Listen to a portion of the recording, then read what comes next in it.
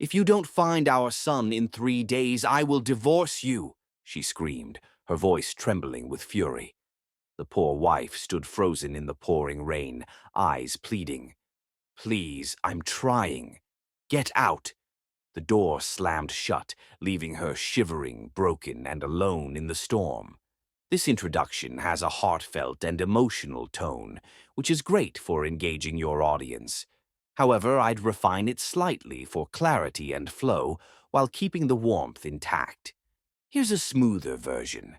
"Hi, my beautiful family. Welcome to Mr. Peter's Stories. I feel a bit ashamed after Mr. Peter's comeback because many of you were eagerly waiting for him, and then suddenly I appeared instead. If that disappointed you, please forgive me. The truth is, Mr. Peter can't read twice a day, and I just want to keep bringing you the stories you love. On this beautiful Sunday, I offer a heartfelt prayer for my most powerful and loving family. May your hearts be filled with peace, joy, and endless blessings. Now, tell me, how did you feel about yesterday's story, where a millionaire lost his wife and a beautiful girl lost her baby on the same day? I promised you today's story would be even better, so don't leave halfway. Stay with me till the very end. Just be honest with me. Are you satisfied with me, or should I step aside? Now, let's begin with love. Chapter 1. Silent Tears. The morning sun filtered through thin curtains, casting a pale light across Dream Kali's delicate features as she quietly prepared breakfast in the spacious but cold kitchen. At 22, her beauty was undeniable. Warm brown eyes that seemed to hold both sadness and hope, long ebony hair that cascaded down her back, and a grace that seemed almost out of place in the tension-filled home.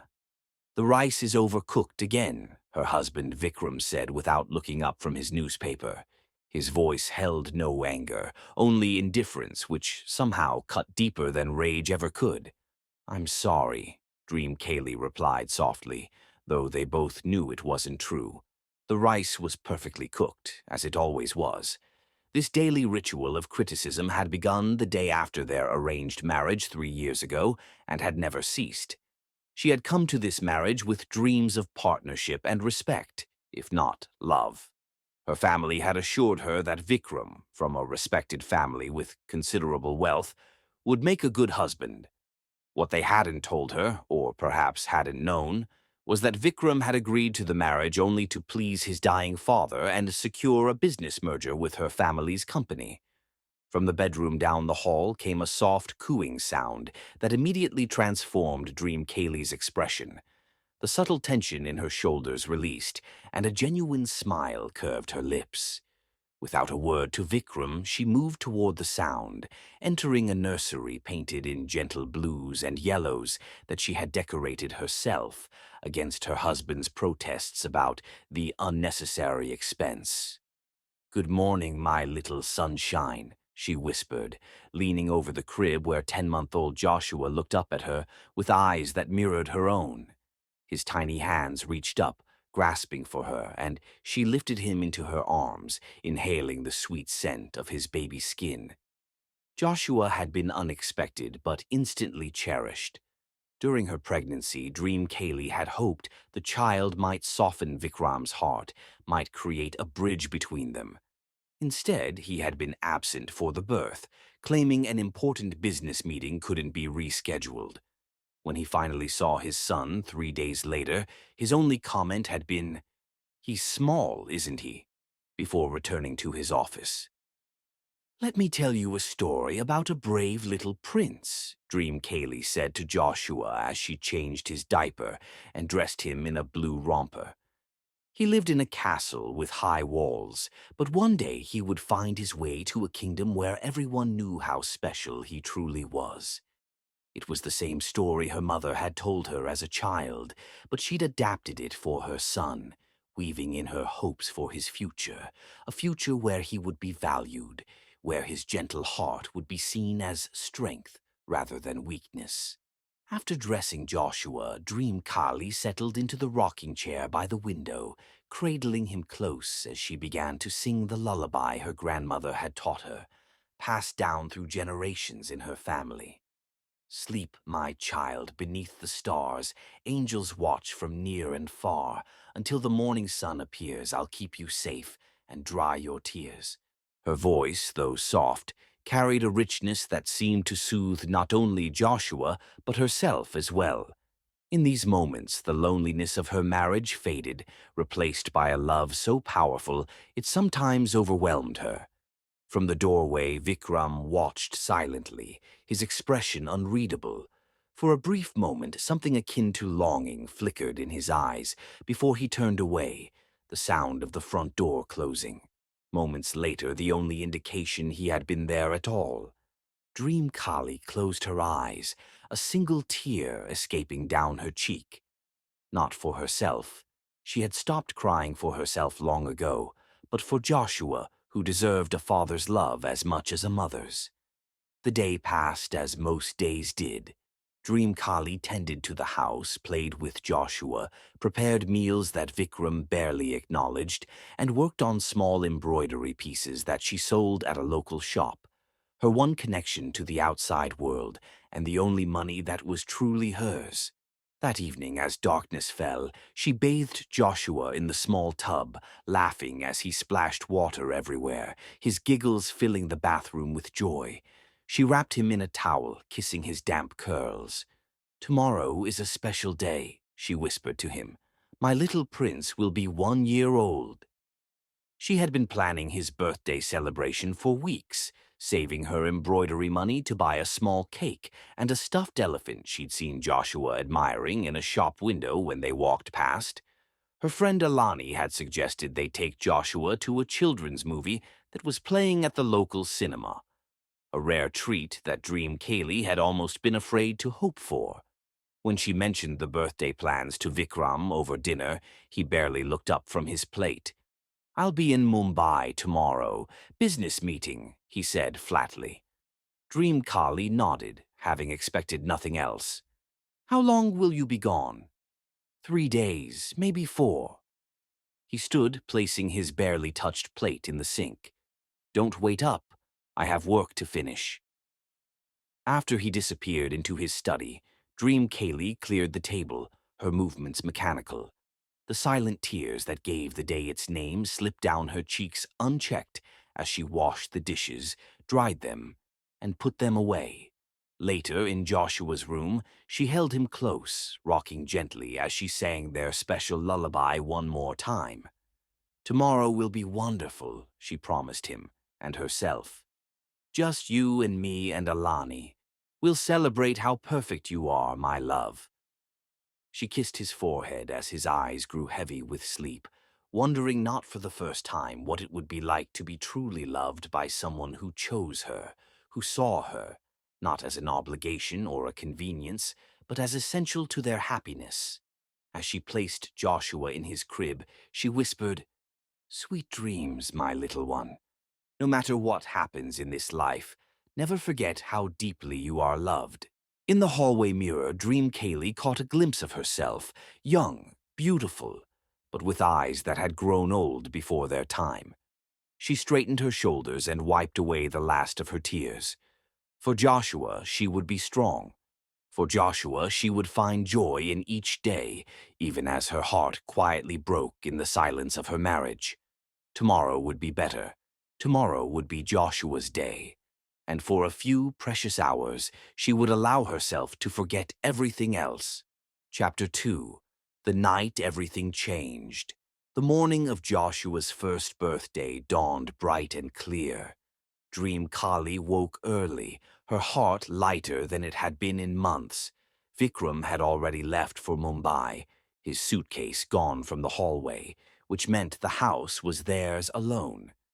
No critical glances, no heavy silences, just her and Joshua and the celebration she had planned. "Happy birthday, my little prince," she whispered as she lifted her son from his crib. Joshua smiled up at her, his tiny hands reaching for her face in what had become their morning ritual. "Today is your special day." She dressed him in the new outfit she had saved for, a light blue shirt with tiny elephants embroidered on the collar, work she had done herself during the quiet hours after Joshua slept. The matching shorts made him look older somehow, less a baby and more a little boy. At 10 o'clock, the doorbell chimed.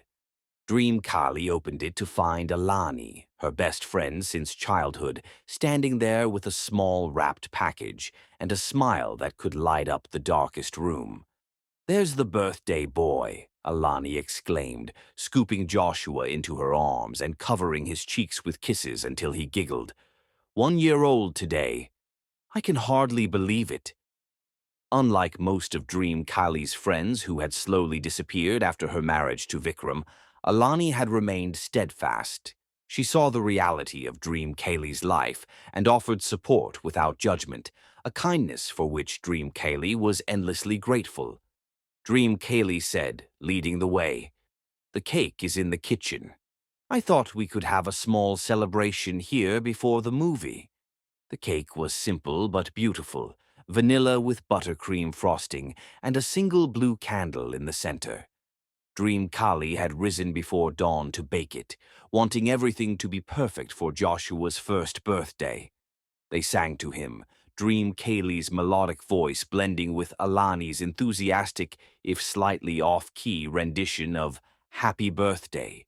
Joshua watched the candle with fascination, his eyes wide at the dancing flame.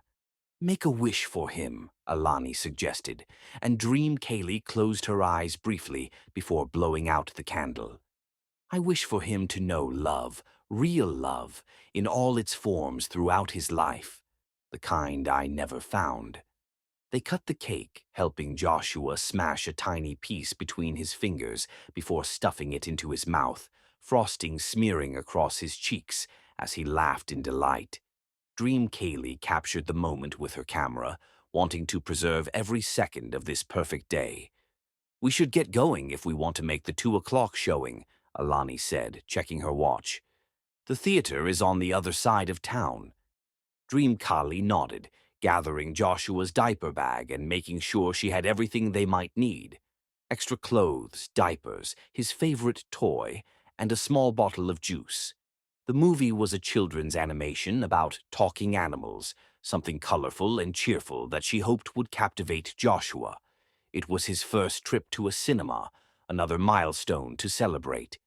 The theater was cool and dark, a welcome respite from the afternoon heat. They chose seats near the back, where they could easily slip out if Joshua became fussy. To Dream Kali's delight, he seemed entranced by the giant screen, his eyes fixed on the dancing colors and characters while he nestled contentedly in her lap. 30 minutes into the film, however, Joshua began to squirm, his content expression giving way to the beginning of a frown that Dream Kali recognized all too well. "I think he's getting restless," she whispered to Alani. "Maybe I should take him to the lobby for a bit." "Let me," Alani offered, already reaching for Joshua. "You've been looking forward to this movie. Enjoy it for a few minutes while I walk him around. The fresh air might help settle him." Dream Kali hesitated, reluctant to be separated from Joshua even briefly on his birthday. But Alani was right. She had been eager to see this film, one of the few small pleasures she allowed herself. "There's a small park just across the street," Alani suggested. "I'll take him there for some sunshine, and we'll be back before you know it. He'll probably fall asleep in the stroller." "Are you sure?" Dream Kali asked, even as she handed Joshua over. "Positive. You deserve a little break." "We won't be gone long." Alani settled Joshua in his stroller, tucking his favorite blanket around him. "Just text if you need us to come back sooner." With a grateful smile, Dream Kali watched them go, then turned her attention back to the screen, allowing herself to be drawn into the story. It felt strange to sit alone, without Joshua's warm weight in her arms. But she reminded herself that he was with Alani, who loved him almost as much as she did. 20 minutes later, Dream Kali's phone vibrated in her pocket. Expecting a text from Alani, she was surprised to see her sister Priya's name on the screen instead. A flutter of worry passed through her. Priya rarely called unless it was important. Slipping quietly from her seat, Dream Kaylee made her way to the lobby before answering. "Priya, is everything okay?" The sound of her sister's sobbing came through the line, causing Dream Kali's heart to clench with sudden fear. It's Mom," Priya managed through her tears. "She collapsed an hour ago. We're at the hospital. The doctors say. They say it was a massive heart attack. Dream Kali, you need to come. She's asking for you." The world seemed to tilt beneath Dream Kali's feet, the bright lobby lights suddenly too harsh, the sounds around her fading to a distant buzz. Her mother, her gentle, loving mother who had been her only ally when everyone else had pushed her into the marriage with Vikram, was dying. "I'll come right away," Dream Kaylee promised, her voice sounding strange and distant to her own ears. "Which hospital?" After Priya gave her the details, Dream Kaylee ended the call and leaned against the wall, her mind racing as shock gave way to the urgent need to act. She needed to get to the hospital immediately. She needed to see her mother one last time. In her distress, she rushed from the theater, her thoughts consumed by the devastating news. It wasn't until she was halfway to the hospital, sitting in the back of a taxi with tears streaming down her face, that the horrible realization struck her. Joshua, Alani, the park. In her shock, she had forgotten to tell Alani where she was going. She had left without her son. Hands shaking, Dream Kaylee pulled out her phone to call Alani, only to find it dead. The battery completely drained. Panic surged through her as the taxi driver looked at her in the rearview mirror. "Miss, are you all right?" "I need to go back," she said urgently. "Please, turn around. I need to go back to the cinema."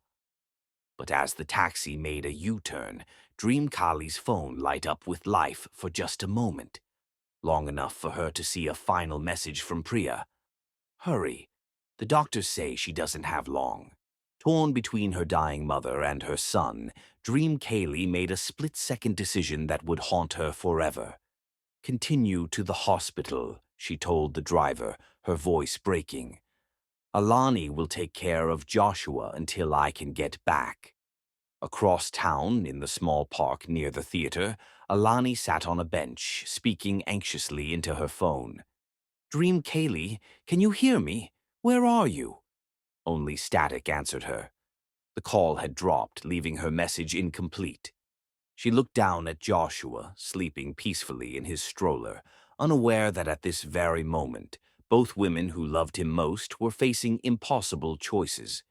Alani glanced at her watch, worried. Dream Kali should have joined them by now. Something must have happened. Making a decision, she stood and began pushing the stroller back toward the theater, unaware that Dream Kaylee was now miles away, racing toward a different kind of heartbreak. In that moment, as twilight began to fall over the city, none of them, not Dream Kali, not Alani, not sleeping Joshua, could possibly know that this night would change everything, setting in motion events that would separate and reunite them in ways they could never imagine. Chapter 3. Two Broken Hearts. Noah Richards sat alone on a park bench, his tall frame hunched against the evening chill. At 34, he had achieved everything society deemed important. A thriving investment firm, a mansion overlooking the city, cars worth more than most people's homes. Tonight, none of it mattered. The divorce papers had been finalized that morning, ending his 5-year marriage to Caroline with clinical efficiency. No children to consider, only assets to divide.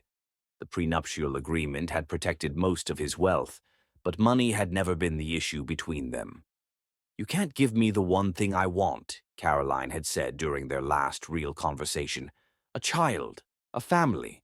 What's the point of all this success if we can't share it?" Her words had cut deeper than she knew. The diagnosis of his infertility 3 years into their marriage had devastated Noah, but Caroline's gradual withdrawal had been worse. The fertility treatments, the specialists, the hope that rose and fell with each failed attempt, All of it had hollowed out what had once been love, leaving only resentment in its place. Now, as darkness settled over the small neighborhood park, Noah found himself unable to return to his empty home. The silence there would be too loud, the space too vast for just one person. So he sat, watching the last families gather their children and belongings as the playground slowly emptied. He checked his watch. Nearly 9 o'clock. The park would be closing soon. With a heavy sigh, he stood, brushing invisible dust from his expensive suit pants. It was time to face the emptiness waiting for him. That's when he heard it, a sound so unexpected in the quiet park that at first he thought he'd imagined it. A baby's cry, soft but distressed, coming from somewhere nearby. Noah turned, scanning the growing shadows. The cry came again, more insistent this time. Following the sound, he moved toward a cluster of trees near the far edge of the park, where a children's carousel stood silent and still for the night. Behind it, partially hidden by shadows, sat a stroller. A blue blanket hung over one side, moving slightly with the evening breeze. The crying grew louder as Noah approached, a desperate sound that stirred something protective in him. "Hello," he called out, looking around for any sign of a parent. "Is anyone there?" Only silence answered him, save for the baby's continued cries. With cautious steps, Noah moved to the stroller and peered inside. A baby boy, no more than a year old, looked up at him with tear-filled eyes, his small face red from crying.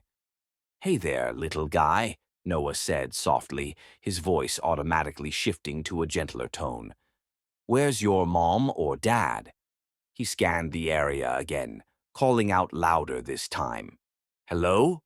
There's a baby here. Anyone missing a child?" The empty park offered no response. Checking his phone, Noah saw that it was now past the park's closing time. Whoever had left this child, whether by accident or design, was long gone. The baby's cries grew more distressed, tiny hands reaching up as if pleading to be held. Noah hesitated only briefly before carefully lifting the child from the stroller. "It's okay," he murmured, awkwardly adjusting the baby against his chest. "I've got you. We'll figure this out." To his surprise, the baby's cries began to subside as Noah held him, small fingers curling into the fabric of his suit jacket. The simple trust in that gesture tightened something in Noah's chest. Searching through the stroller, Noah found a diaper bag with basic supplies: diapers, wipes, a half-empty bottle, and a small stuffed elephant. But there was no identification, no note. Nothing to indicate who this child belonged to or how he had ended up alone in a darkening park. "I need to get you to the police," Noah said, more to himself than to the baby who was now watching him with curious eyes. "They'll know what to do." Gathering the diaper bag and carefully maneuvering the stroller with his free hand, Noah made his way out of the park. His driver, Thomas, was waiting in the car as instructed, eyebrows rising in surprise at the sight of his employer approaching with an infant in his arms. "Sir?" Thomas questioned, opening the car door. "Change of plans," Noah said, sliding into the back seat while still cradling the baby. "We need to go to the nearest police station." As Thomas drove, Noah found himself studying the child's face. The boy had stopped crying completely now, seemingly content in the arms of a stranger. Dark curls framed a face with deep brown eyes that held a seriousness unusual for one so young. "What's your name, little one?" Noah asked softly, knowing he wouldn't get an answer. The baby simply reached up, tiny fingers touching Noah's face with innocent curiosity. At the police station, Officer Patel listened carefully as Noah explained how he had found the abandoned child. The baby sat on Noah's lap, unusually calm despite the bright lights and strange surroundings. "No identification at all?" Officer Patel asked, making notes. "Nothing," Noah confirmed. "Just the basics in the diaper bag. No name, no contact information." Officer Patel nodded grimly. Unfortunately, we've had similar cases, sometimes parents in desperate situations. He let the sentence trail off, his implication clear. But surely someone will report him missing, Noah insisted. A child this age, someone must be looking for him. We'll check missing persons reports, of course, Officer Patel assured him. And we'll post his information immediately. For now, though, we'll need to place him with emergency social services until we can locate his family. The thought of this small, trusting child being handed over to an overworked system stirred something protective in Noah. And if no one comes forward, foster care, most likely, eventually adoption, if parental rights are terminated. Noah looked down at the baby who had fallen asleep against his chest, one small hand still clutching his suit jacket. In the space of a few hours, this child had awakened feelings Noah had buried since his diagnosis. The grief of knowing he would never hold his own child, the emptiness Caroline had found so intolerable. "What if I take him?" The words left Noah's mouth before he could consider their implications. "Temporarily, of course, just until you find his family." Officer Patel's eyebrows rose in surprise. "Mr. Richard, that's highly irregular. There are procedures, background checks, home evaluations." "I understand," Noah said quickly. "But I have the resources to provide for him. A safe home, whatever he needs. Surely that's better than an emergency placement with strangers." The officer studied him for a long moment. "May I ask why you're offering?" "Most people in your position would simply walk away, knowing they've done their civic duty." Noah considered the question, surprising himself with the honesty of his answer. "Because when I found him, I felt like I was supposed to. Like maybe we found each other." After a long discussion, several phone calls to superiors, and Noah's promise to appear before a judge the following morning, Officer Patel agreed to a temporary emergency placement. The decision was influenced partly by Noah's obvious resources and partly by the unusual circumstances: the late hour, the baby's comfort with Noah, and the overwhelmed state of the city's emergency placements. "He'll need a name for the paperwork," Officer Patel said as he filled out forms. "At least until we know his real one." Noah looked down at the sleeping child in his arms. "Joshua," he said softly, the name coming to him without thought. "His name is Joshua." As Noah's driver pulled up to his mansion later that night, the reality of what he had done began to settle in. He had no crib, no baby food, no knowledge of how to care for an infant. Yet as he carried Joshua into his home, the emptiness that had greeted him every night since Caroline left seemed to recede. "Welcome home, Joshua," he whispered. "For however long you're here, this is your home too." Across the city, Dream Kali sat beside her mother's hospital bed, holding a frail hand that had once been strong enough to guide her through life's hardest moments. The machines that had been beeping steadily throughout the evening had fallen silent 2 hours ago. Her mother was gone. Priya had left to make arrangements, leaving Dream Kali alone with her grief and the growing horror of a realization that had come too late. In the shock and sorrow of her mother's final moments, Dream Kali had forgotten to call Alani. Her phone, now charged from a hospital outlet, showed 6 missed calls and a series of increasingly frantic texts. With trembling fingers, Dream Kali dialed Alani's number. It rang once, twice, before her friend's voice, tight with worry, answered. "Dream Kali, where are you? I've been trying to reach you for hours." "My mother," Dream Kali began, her voice breaking. "She died tonight.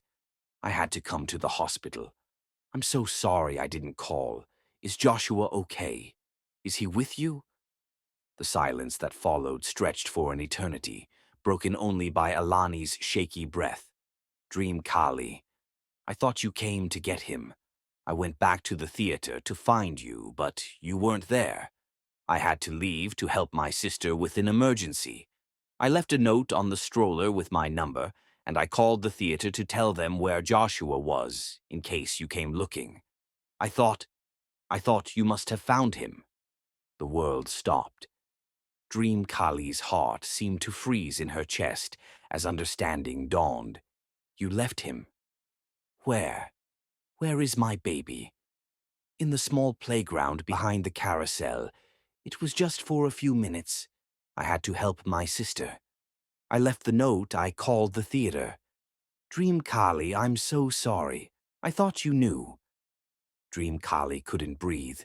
Her mother was dead. Her son was missing. In the space of a single night, she had lost everything that mattered. I'm calling the police, she said, her voice hollow with shock. Meet me at the park. Now. As she ended the call, Dream Kali sank to her knees beside her mother's bed, a prayer and a promise forming on her lips. I will find him, Mama. I swear to you, I will find my son. Chapter 4. Parallel Lives. 1 year could change everything. Noah Richard stood in the doorway of a nursery that had once been his home office, watching as Joshua slept peacefully in his crib. The temporary guardianship had become semi-permanent 6 months ago when the court had been unable to locate any relatives despite extensive searches. The police investigation had turned up frustratingly little. The security cameras in the park had been malfunctioning that night. The theater staff remembered a woman leaving in a hurry but couldn't provide a clear description. The note Alani claimed to have left on the stroller was never found, likely blown away by the evening breeze or removed by someone else. In the absence of answers, Joshua had become the center of Noah's world. Sir, Vincent, Noah's house manager, appeared silently beside him. The attorney is on the line regarding the guardianship extension. Noah nodded, closing Joshua's door quietly. I'll take it in my study. The large room that now served as Noah's office was one of the few spaces in the mansion that hadn't been child-proofed. Photographs of Joshua lined the bookshelves. Joshua's first steps, his first birthday celebrated 2 months ago, ordinary moments that Noah had once thought he'd never experience. Mr. Harrington, Noah greeted his attorney through the speakerphone. What news? The judge is amenable to extending the guardianship for another year, the lawyer explained. Your financial resources and the care you've provided have been exemplary. However, I should warn you, if the biological parents or other relatives were to come forward with proof of relation, the court would likely favor reunification. I understand, Noah replied, his eyes drawn to a photograph of Joshua laughing as he splashed in a kiddie pool. Has there been any progress in the search? None, Mr. Harrington confirmed. It's as if this child appeared out of nowhere. After ending the call, Noah returned to Joshua's nursery. The toddler was now awake, standing in his crib and brightening at the sight of Noah. "Dada!" Joshua called, reaching out his arms to be picked up. The first time Joshua had called him that, Noah had felt both joy and guilt. Somewhere he believed there was a father missing this little boy. But as days turned to weeks and weeks to months, Noah had allowed himself to hope that perhaps Joshua had been meant to find him that night in the park. "Good morning, little man," Noah said, lifting Joshua into his arms. "Ready for our special ritual." Every morning, Noah showed Joshua a small photo album he had created, not filled with pictures of Joshua's early life, those didn't exist in Noah's possession, but with symbols and pictures meant to keep some connection to the unknown past. "These are angels watching over you," Noah would say, pointing to the stars in one picture. "And somewhere, there might be people who love you very much. Until we find them, you have me." It was the difficult balance Noah tried to maintain, acknowledging the mystery of Joshua's origins while building a secure present. Across the city, in a small apartment above a tailor shop, Dream Kaylee woke to the sound of traffic. The room was sparse, a bed, a table, a chair, and a small television that rarely saw use. But on every wall hung photographs and handmade flyers, yellow with age but lovingly preserved. "Missing child," they declared in bold letters. Joshua Patel.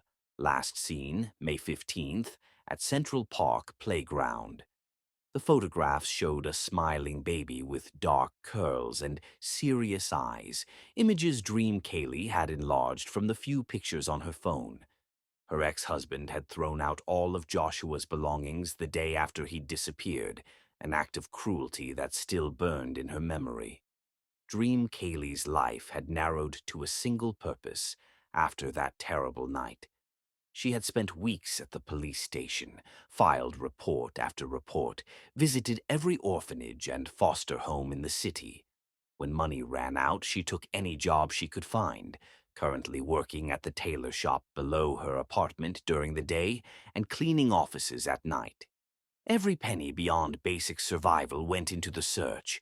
Private investigators who took her money but offered little hope. Newspaper advertisements that grew smaller as her resources dwindled. Flyers she still distributed every weekend in different neighborhoods. Rising from bed, Dream Kaylee went through her morning ritual.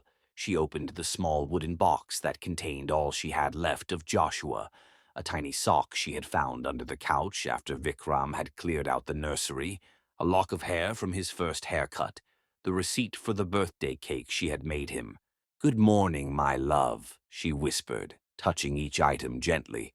"Today might be the day we find each other again." Her phone chimed with a calendar reminder. Appointment with Detective Sharma at 10 a.m. Every month for the past year, she had met with him, hoping for news, usually receiving only sympathetic glances and gentle suggestions that perhaps it was time to accept what couldn't be changed. "Never," she had told him last time. "A mother knows when her child is still out there." Dream Kali dressed quickly, choosing the neat blue dress and cardigan she wore for official meetings. Her appearance had changed over the past year. She was thinner, her once lustrous hair now cut practically short, her eyes carrying a permanent shadow of sleeplessness. But she took care with these meetings, needing to present herself as stable and determined rather than desperate.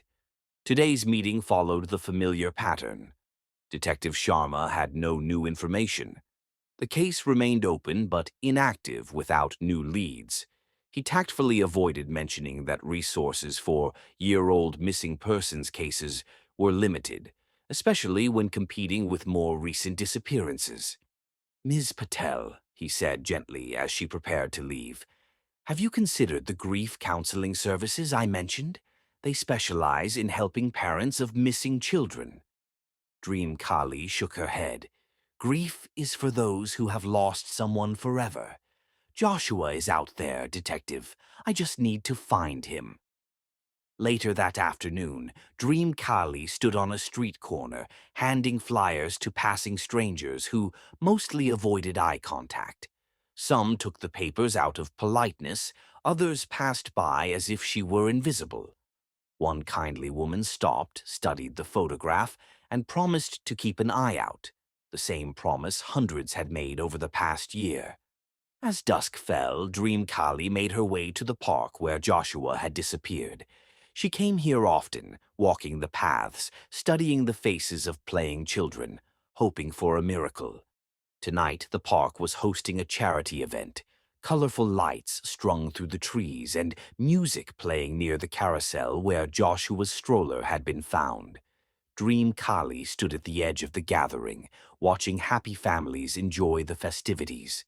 Her eyes caught on a tall man in an expensive suit, pushing a toddler on a small carousel ride.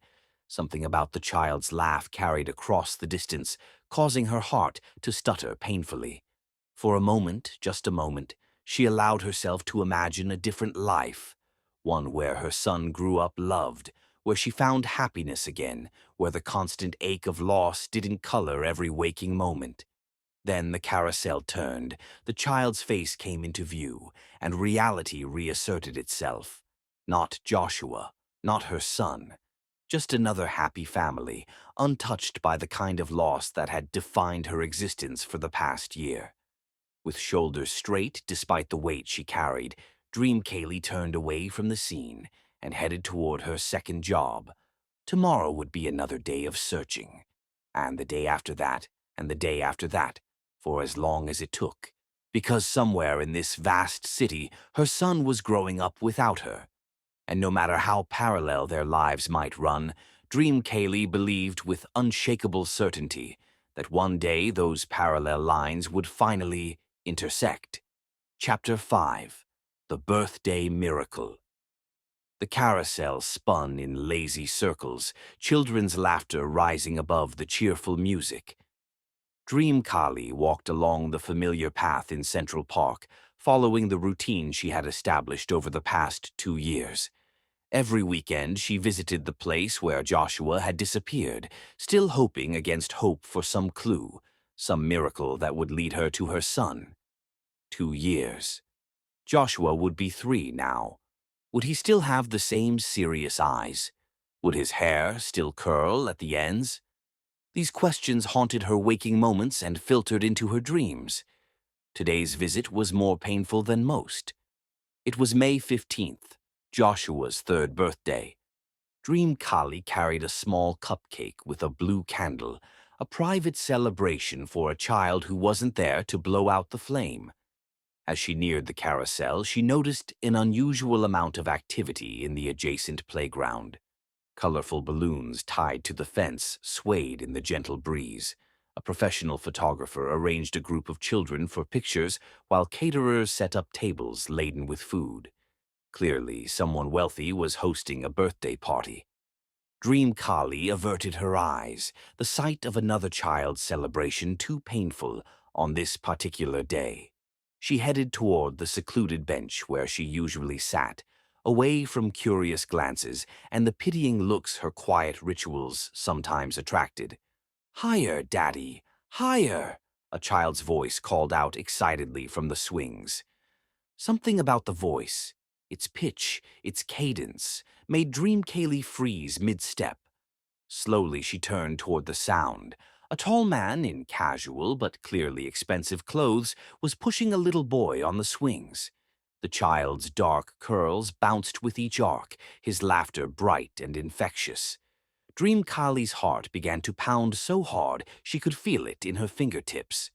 She took an unconscious step forward, then another, drawn by a force she couldn't explain. The boy turned his head, looking back at his father with a wide smile, and Dream Kaylee caught a glimpse of his profile. The cupcake fell from her suddenly numb fingers, landing forgotten on the path. It couldn't be.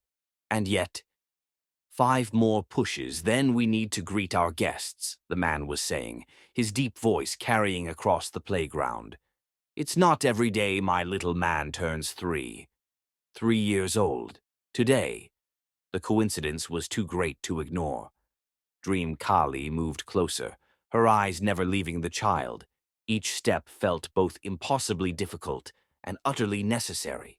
There was something so familiar in the way he held his head, in the sound of his laugh. If she could just see his face clearly. The man slowed the swing, lifting the boy into his arms with practiced ease. As they turned toward the decorated area, the child's face came into full view. Time stopped. The world around Dream Kaylee faded to nothing. The sounds of the park, the other families. Everything disappeared except for the boy's face. Joshua's face, her son's face. The eyes were the same, serious and thoughtful even when he smiled. The curve of his cheek, the shape of his mouth, the small birthmark near his ear that she had kissed countless times during his first year of life. This was no resemblance, no trick of wishful thinking. This was Joshua. "My baby," she whispered, her voice barely audible even to herself. But somehow, impossibly, the child heard. His head turned, eyes scanning the playground until they landed on Dream Kaylee. For a moment, he simply stared, his little forehead creasing in concentration. Dream Kali took another step forward, then another, her legs moving of their own accord. "Joshua," she called softly, her voice breaking on the name she had spoken only in prayer for 2 years. The boy tilted his head, studying her face with a puzzling intensity. The man holding him noticed his distraction and followed his gaze to Dream Kali. his expression shifting from casual interest to wariness as he registered the emotion on her face. "Joshua," Dream Kaylee called again, louder this time, her heart in her throat. What happened next would forever be etched in Dream Kaylee's memory, replayed in her mind during countless sleepless nights to follow. The little boy's face brightened with a smile of recognition, his small arm extending toward her as he called out a single word, "Mama."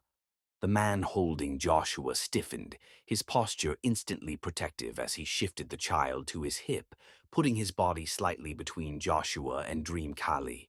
His eyes, piercing blue and now filled with alarm, locked onto her face. "Who are you?" he demanded, his voice low but intense. Dream Kali could barely form words through the storm of emotions crashing through her. Joy, disbelief, rage, gratitude, all of it tangled together in her chest, making it hard to breathe, harder still to speak coherently. "That's my son," she finally managed, tears streaming down her face unchecked. "That's Joshua, my baby. He was taken from me 2 years ago." The man's expression hardened, his arm tightening around Joshua, who was now squirming, still reaching toward Dream Kaylee with insistent hands. Around them, party guests had begun to notice the confrontation, curious glances turning their way. "My son's name is Joshua," the man confirmed, his voice carefully controlled. "And I assure you, he wasn't taken from anyone. I found him abandoned in this very park 2 years ago." "Abandoned?" Dream Kali echoed, her voice rising with disbelief. "I never abandoned him. He was lost. I was at the hospital with my dying mother. There was a mistake." The words tumbled out, fragmented by emotion. Joshua was now calling "Mama" repeatedly, straining toward her with increasing urgency. The sound of his voice calling for her, something Dream Kali had imagined in countless dreams, was almost too much to bear. A tall woman in a security uniform approached them, alerted by the commotion. "Is everything all right here, Mr. Richard?" "No," the man, Mr. Richard, replied tersely. "Please escort this woman away from my son. She's causing a disturbance."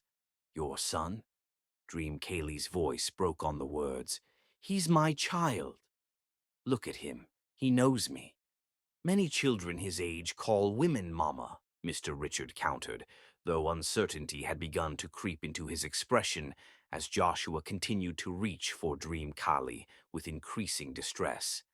"It's a common phase." The security guard placed a firm hand on Dream Kaylee's shoulder. "Ma'am, I need you to step back." "Please," Dream Kali begged, her eyes locked on Joshua's face. "Just let me hold him. Ask him questions only my son would know. Let me sing his lullaby." "That's enough," Mr. Richard interrupted, though something in his expression had shifted. He studied Dream Kali's face for a long moment, then reached into his pocket and withdrew a business card, holding it out to her with a steady hand. "This is my private number," he said quietly. "If you are truly his mother, come to my house tomorrow morning at 10. Bring his birth certificate, medical records, anything that proves your claim.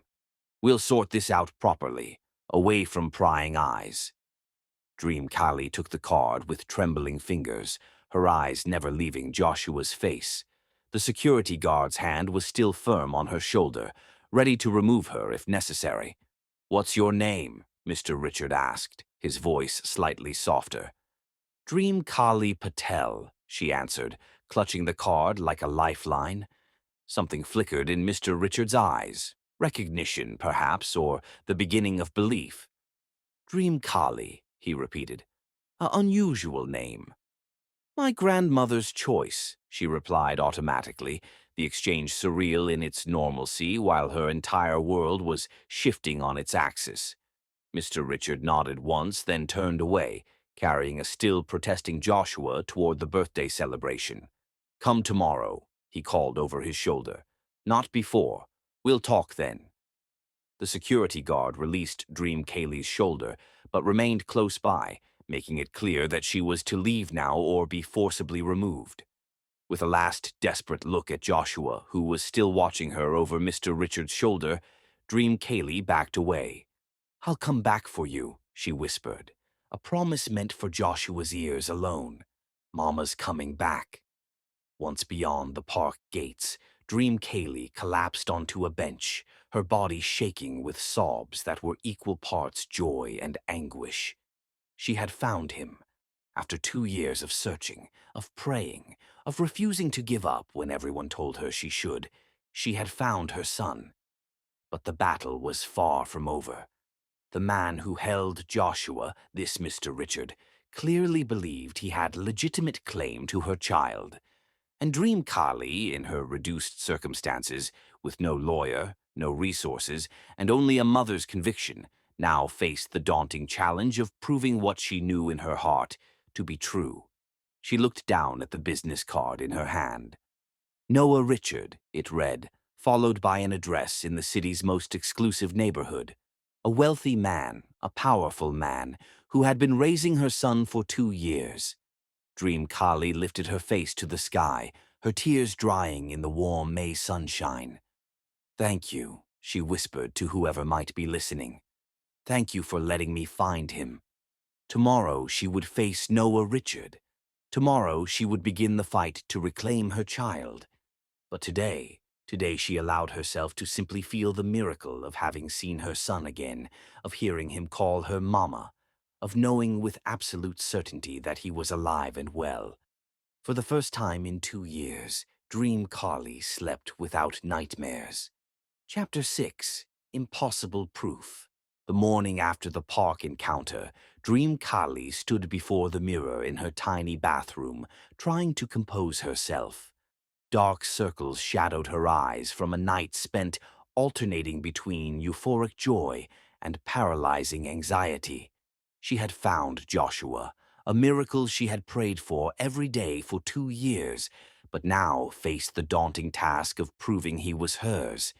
She had spent half the night going through her meager possessions, searching for anything that might serve as evidence. The birth certificate, that was the key. Noah Richard had specifically mentioned it. But where was it? After her husband threw her out, Dream Kaylee had taken little with her beyond the clothes on her back.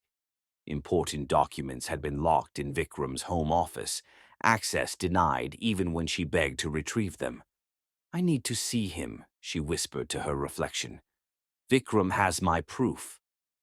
The familiar dread of confronting her ex-husband settled in her stomach. They had not spoken since the divorce, his final words still ringing in her ears. "You lost our son through your carelessness. You deserve nothing."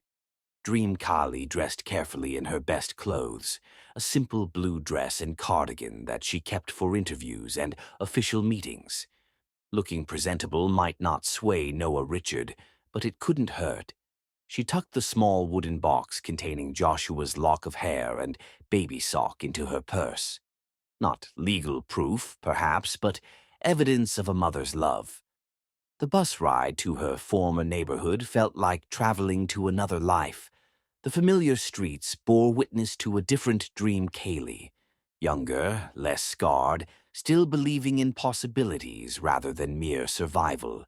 Her old home appeared unchanged, the manicured lawn and pristine exterior as perfect as Vikram demanded. Dream Kali's heart hammered against her ribs as she walked the path to the front door, memories assaulting her with each step. Joshua's nursery had been on the second floor, facing east to catch the morning sun. She rang the doorbell, steeling herself for Vikram's reaction. The door opened to reveal not her ex-husband, but a young woman Dream Kali didn't recognize, elegantly dressed and visibly pregnant. "May I help you?" the woman asked, her hand protectively cradling her belly. Dream Kali faltered momentarily. I'm looking for Vikram Patel. Does he still live here?" The woman's expression cooled slightly. "He does. May I ask who's calling?" "Dream Kali, his former wife." She forced the words out, watching understanding dawn on the woman's face. "I see. I'm Radhika, Vikram's wife." She stepped back slightly. Please wait here. I'll see if he's available. The door closed, leaving Dream Kali on the doorstep. Remarried, with a child on the way, Vikram had rebuilt his life while hers had remained frozen in time, fixed on the moment of Joshua's disappearance. Minutes passed before the door opened again. Vikram stood there, unchanged except for the expensive watch on his wrist and the cold contempt in his eyes. "What do you want?" he asked without preamble. Dream Kaylee straightened her shoulders. "I found Joshua. He's alive, Vikram. He's been with a man named Noah Richard. I saw him yesterday at the park, and he recognized me. He called me Mama." She had expected disbelief, perhaps even anger. What she hadn't anticipated was the flash of fear that crossed Vikram's face before his expression hardened again. "That's impossible," he said flatly. "It's been 2 years. You're delusional." "It's him," Dream Kaylee insisted. "I would know my son anywhere. I need his birth certificate to prove it. Please, Vikram. Whatever happened between us, this is about Joshua." Vikram's laugh was short and bitter. "After all this time, you still think you deserve to be a mother. You lost him through your own negligence." "It was an accident. My mother was dying." "Save your excuses," he cut her off. "I have a new life now, a wife who understands responsibility. What do you think would happen if Joshua did come back? Do you think you could care for him, living in whatever slum you call home now? Working your menial jobs?" The cruelty was familiar, but the underlying anxiety in his voice was new. Vikram was worried, Dream Kaylee realized, not about Joshua, but about what his return might mean. "I just need the birth certificate," she repeated. "I can get copies of his medical records from Dr. Sharma, but the birth certificate is here. I know you keep all important documents in your office safe." Vikram crossed his arms. "And what's in it for me?" "Why should I help you?" The question shouldn't have surprised her, but it did. "He's your son."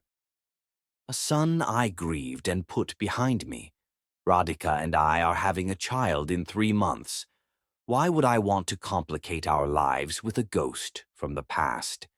Dream Kali stared at him, truly seeing for the first time the man she had once pledged her life to. "What do you want, Vikram? Money? I have some savings." "Don't insult me," he scoffed. "Your pitiful savings wouldn't cover a day of my expenses." "Then what?" Vikram studied her for a moment. "A complete severance. Legal documentation relinquishing any claim to financial support from me, past or future, and a guarantee that neither you nor this found child will ever contact me or my family again." The request was both expected and breathtaking in its callousness. "You want me to legally erase you as Joshua's father?" "Precisely." His smile didn't reach his eyes. "Think of it as a favor. This Richard person seems to have resources. He'd make a far better father than I ever would." Dream Kaylee didn't trust herself to speak immediately. The part of her that still remembered being loved, being valued, wanted to scream at the injustice. But the mother in her, the woman who had survived 2 years of pain by focusing solely on finding her child, recognized the bargain for what it was, a price worth paying. "I'll sign whatever you want," she said finally. "Just give me his birth certificate and any other documentation you have." "Come back tomorrow with a notary," Vikram replied. "I'll have my lawyer prepare the papers. Once everything is signed, you'll get your proof." As the door closed in her face, Dream Kaylee stood motionless, trying to process what had just happened. She had anticipated a battle, but not this cold calculation, this easy dismissal of a son Vikram had never truly wanted. The next 24 hours passed in a blur of activity. Dream Kali visited Dr. Sharma, who remembered Joshua well and agreed to provide copies of his medical records. She withdrew her modest savings, money meant for the ongoing search, now repurposed for this new phase of reclaiming her son. She contacted a budget legal service about witnessing the document signing, explaining as little as possible about the circumstances. The following day, papers signed and birth certificate in hand, Dream Kaylee stood at the gates of Noah Richards' mansion. The elegant stone walls and wrought iron gates spoke of wealth beyond her comprehension. Somewhere inside was Joshua, so close yet still beyond her reach. She pressed the intercom button, announced her name, and waited for the gates to open. Instead, a security guard appeared, studying her through the bars. "Mr. Richard isn't home," he stated flatly. "He asked me to inform you that he's traveling on business and will contact you upon his return." Dream Kaylee's heart sank. "When will that be?" "I'm not at liberty to say." "Please," she insisted, pressing the birth certificate against the gate. "I have proof. I need to see my son." The guard's expression remained impassive. "My instructions are clear, Miss Patel. Mr. Richard will contact you when he returns." For 3 days, Dream Kali returned to the mansion, each time receiving the same response. On the 4th day, she arrived to find 2 additional guards posted at the gate, their presence a clear message. She wasn't welcome. But Dream Kali had not survived 2 years of searching by giving up easily. If she couldn't enter through the gate, she would find another way. Noah Richard would have to leave his fortress eventually, and when he did, she would be waiting. She established a vigil on the public sidewalk across from the mansion entrance, arriving each morning before dawn and staying until dark. She missed shifts at both her jobs, using the last of her savings to sustain herself during the watch. Rain or shine, she remained, holding a small sign with Joshua's baby picture and the words, "I am his mother." Days passed. Neighbors began to notice. Some brought her coffee or sandwiches, touched by her devotion. Others called the police, who verified she was breaking no laws by occupying public space. One particularly sympathetic officer, after hearing her story, slipped her a business card for a legal aid society specializing in family reunification. "Don't get your hopes up," he warned. "Cases like this, when wealth is involved, they're complicated." A week into her vigil, Dream Kali woke in her apartment feeling feverish. The nights spent in the open air, the stress, the inadequate nutrition, all had taken their toll. Still, she dragged herself to her post, unwilling to miss even a day. By afternoon, she could barely stand, swaying slightly as she held her sign. Through blurred vision, she saw a dark sedan pull up to the gates, which swung open immediately. The car was halfway up the drive when it suddenly stopped. From her position, Dream Kali could just make out a tall figure emerging from the back seat, speaking to the driver. The figure turned, looking toward the gate where she stood, barely upright. Noah Richard. It had to be him. Dream Kaylee tried to call out, to wave her sign higher, but the world tilted alarmingly around her. The last thing she saw before darkness claimed her was the figure walking purposefully toward the gate, toward her. She woke to unfamiliar softness beneath her and the distant sound of a child's laughter. For a moment, Dream Kaylee thought she was dreaming, one of the countless dreams where she found Joshua only to wake to emptiness. But the coolness of a cloth on her forehead felt too real, the scent of expensive leather and wood polish too specific for a dream. Opening her eyes, she found herself in an elegantly appointed room, lying on a sofa that probably cost more than everything she owned. Across the room, Noah Richard stood watching her, his expression unreadable. "You collapsed," he said simply. "My doctor says it's exhaustion and a mild case of pneumonia. He's prescribed antibiotics and rest." Dream Kaylee struggled to sit up. "Joshua is upstairs with his nanny," Noah interrupted. "You'll see him when we've talked." "I have proof," Dream Kaylee said, gesturing weakly toward her purse which someone had placed on a nearby table. "His birth certificate, medical records." Noah raised a hand to stop her. "We'll get to that. First, I want to understand something. He moved closer, studying her face. You've been outside my gate for a week in all weather, making yourself ill. Why? The question seemed so obvious that Dream Kali almost laughed. Because he's my son. Because I've spent 2 years searching for him. Because every breath I've taken since he disappeared has been for the sole purpose of finding him again. Noah's expression softened slightly. Tell me what happened, the night he was lost. And so Dream Kaylee told him about Joshua's birthday, the movie, Alani taking him to the park, the devastating call about her mother, the terrible choice she had made without understanding it would cost her everything. She told him about searching all night, about her husband locking her out, about the police who gradually stopped returning her calls as the case grew cold. When she finished, silence filled the room, broken only by the distant sound of a piano being played somewhere in the house. I need to see him, Dream Kaylee said finally. Please. Noah studied her for a long moment before nodding once. Yes, he said. I think you do. As he moved toward the door, Dream Kaylee felt hope surge through her veins, stronger than the fever, more powerful than her exhaustion. After 2 years of parallel lives, the moment of intersection had finally arrived. Chapter 7. Strangers Under One Roof. Dream. Kaylee's heart hammered against her ribs as she followed Noah Richard up the sweeping staircase. Each step brought her closer to Joshua, her son, her miracle, the child she had never stopped searching for. Though still weak from fever, she forced her legs to carry her forward, one hand gripping the polished banister for support. The mansion was a world apart from anything Dream Kali had known. Soaring ceilings, artwork that looked museum-worthy, surfaces gleaming with the attention of a full staff.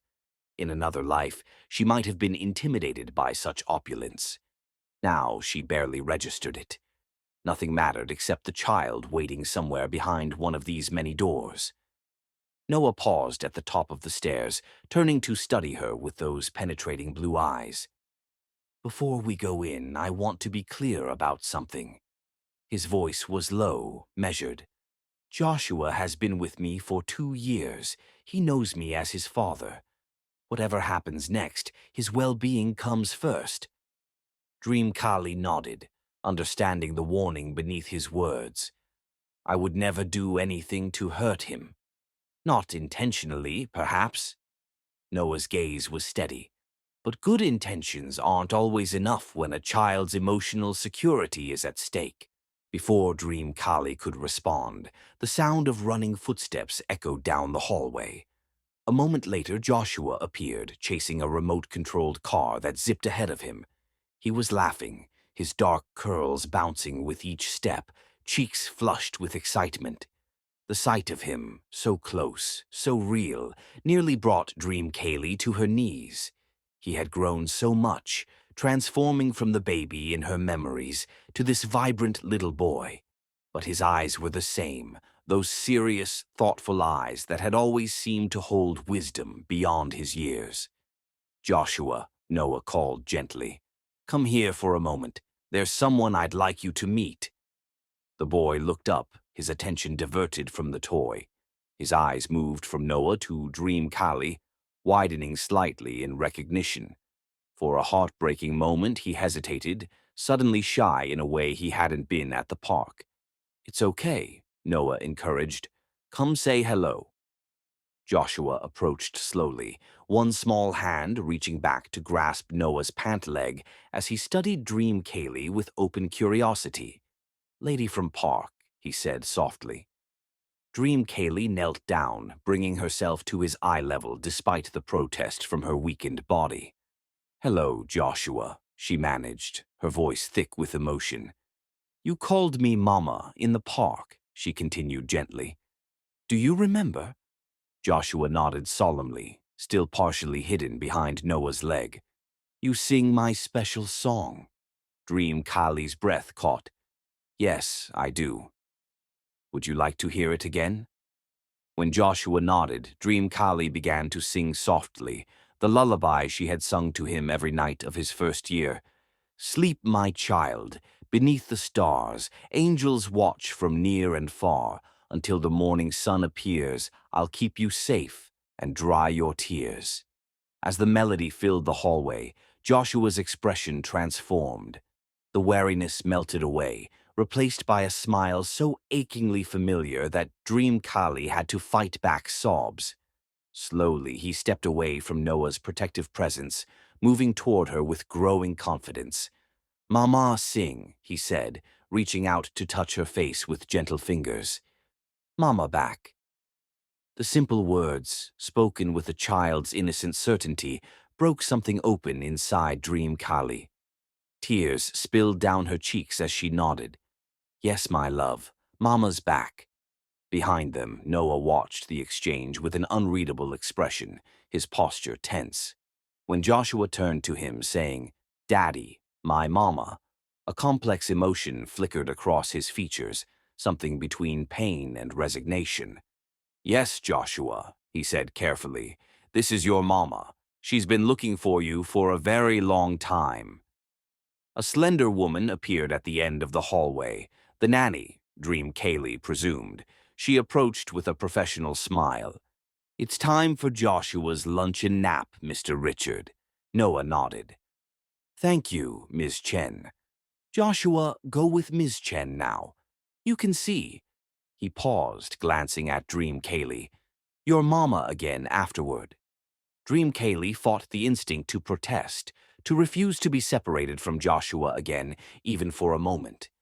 But she recognized the fragility of the situation, the tenuous permission she had been granted. Instead, she forced a smile. "I'll see you after your nap, okay? I promise I'll be here." Joshua seemed to consider this, his expression serious beyond his years. "Promise, promise?" "Promise, promise," Dream Kaylee confirmed, making an X over her heart as she had done when he was a baby. To her surprise, Joshua mimicked the gesture, clearly remembering their old ritual. As Ms. Chen led Joshua away, Dream Kaylee remained kneeling, suddenly unsure her legs would support her if she tried to stand. The emotional weight of the reunion, combined with her physical weakness, left her trembling. Noah extended a hand, helping her to her feet. "Come, we have much to discuss." He led her to a wood-paneled study where a fire burned, despite the mild spring weather outside. Gesturing to one of two leather chairs positioned before the fireplace, he waited for Dream Kaylee to sit before taking the opposite chair. "I had my legal team verify your documentation while you were unconscious," he said without preamble. "The birth certificate appears authentic. The medical records match. DNA testing would provide absolute confirmation, but the physical resemblance is undeniable." Dream Kaylee's hands twisted in her lap. "So you believe me?" "I believe you are his biological mother," Noah clarified. "But Joshua's life is here now. This is his home. I am the only father he has known since he was a year old." "What are you saying?" Dream Kaylee asked, a chill settling over her despite the warmth of the fire. Noah leaned forward, his elbows on his knees. "I'm saying that abruptly removing a 3-year-old from the only stable home he remembers would traumatize him. I'm saying that legal battles over custody are ugly, expensive, and ultimately harmful to the child caught in the middle." "I won't abandon my son again," Dream Kaylee said, her voice steady despite her fear. "I can't." "I'm not asking you to." Noah's reply surprised her. "I'm proposing a compromise. Stay here, in the guest house on the grounds. Spend time with Joshua. Rebuild your relationship with him gradually, under supervision at first. Let him adjust to your presence in his life before we make any permanent decisions." Dream Kali blinked, trying to process the unexpected offer. "You want me to live here?" "It's the most practical solution for Joshua's well-being," Noah replied, his tone businesslike. "My legal right to him is established through 2 years of guardianship and formal adoption proceedings that began 6 months ago. Your biological claim is strong, but complicated by the circumstances of his disappearance. He didn't need to spell out the rest, that he had wealth, influence, and resources she could never match, that a legal battle would drain what little she had while barely denting his fortune. "Why would you offer this?" Dream Kaylee asked, suspicion coloring her voice. "You could fight me, probably win." Something like respect flickered in Noah's eyes. "Two reasons. First, I've watched you stand outside my gate for a week, making yourself ill rather than giving up. That kind of determination deserves consideration." He paused, his expression softening slightly. "Second, and more importantly, I saw Joshua's face when he heard your lullaby. That recognition was real. Whatever my legal rights, I can't deny what I just witnessed." Dream Kali absorbed his words, trying to see beyond them to his true motivation. Was this a trap? A way to monitor her, control her access to Joshua while his lawyers built a case against her? As if reading her thoughts, Noah added, "I'm not your enemy, Ms. Patel. We both want what's best for Joshua. I'm simply suggesting we find that together, rather than through adversarial means. And if I refuse, if I take this to court immediately," Noah's expression hardened slightly, "then I will use every resource at my disposal to maintain custody, and Joshua will be caught in a battle neither of us wants." He paused. "But I don't think you'll refuse. Not if you truly put Joshua first." The implication stung, but Dream Kali couldn't deny the logic. A sudden custody change would confuse Joshua, potentially harm him. And the reality of her situation, unemployed now after missing so many shifts, with no savings and no support system, made immediate sole custody practically impossible. "If I agree to this arrangement," she said carefully, "what are the terms?" "How would it work?" "The guest house is fully furnished with its own entrance and small garden. You would have access to the main house during agreed-upon hours to spend time with Joshua. Ms. Chen or another staff member would supervise initially until Joshua is comfortable. And you recover your health." He continued, outlining what sounded like a carefully considered plan. "You would receive a monthly stipend for personal expenses. In return, I ask for your agreement not to remove Joshua from the property without my knowledge, not to disparage me to him, and to work with the child psychologist I've engaged to help guide this transition." Dream Kaylee's mind raced. The arrangement would place her within Noah's sphere of influence, dependent on his goodwill and resources. Yet it would also give her immediate access to Joshua, allowing her to rebuild their bond without traumatic legal proceedings. "How long?" she asked. "How long would this arrangement last?" "Until we determine a permanent solution that serves Joshua's best interests," Noah replied. "That could be months. It could be longer." Dream Kali closed her eyes briefly, weighing her options. In truth, she had little choice. Fighting Noah Richard in court would be costly and uncertain, with Joshua suffering regardless of the outcome. "I have conditions of my own," she said finally, opening her eyes to meet his gaze. "I want formal documentation of this arrangement, something legally binding. I want Joshua to know I'm his mother, not just a guest or friend. And I want your word that you won't use this time to build a case against me." Noah studied her for a long moment before nodding. "I can agree to those terms. My attorney will draw up the necessary paperwork." He rose, extending his hand to seal their agreement. "Welcome to your new home, Ms. Patel." Dream Kaylee stood on shaky legs, accepting his handshake with as much dignity as she could muster. "My name is Dream Kali," she said quietly. "If we're to share a home, however temporarily, you should use it." A hint of a smile touched Noah's lips. "Dream Kali, then, and I'm Noah." As they stood there, hands still clasped in an uneasy truce, Dream Kali felt the weight of the strange new reality settling around her. She would be living under Noah Richards' roof, dependent on his generosity, navigating a delicate relationship with the man who had raised her son for 2 years. Yet Joshua was upstairs, sleeping peacefully, no longer lost but found. After years of searching, Dream Kaylee had located the missing piece of her heart. Whatever challenges lay ahead, whatever adjustments this new arrangement would require, she would face them gladly. For the first time in 2 years, she allowed herself to truly hope.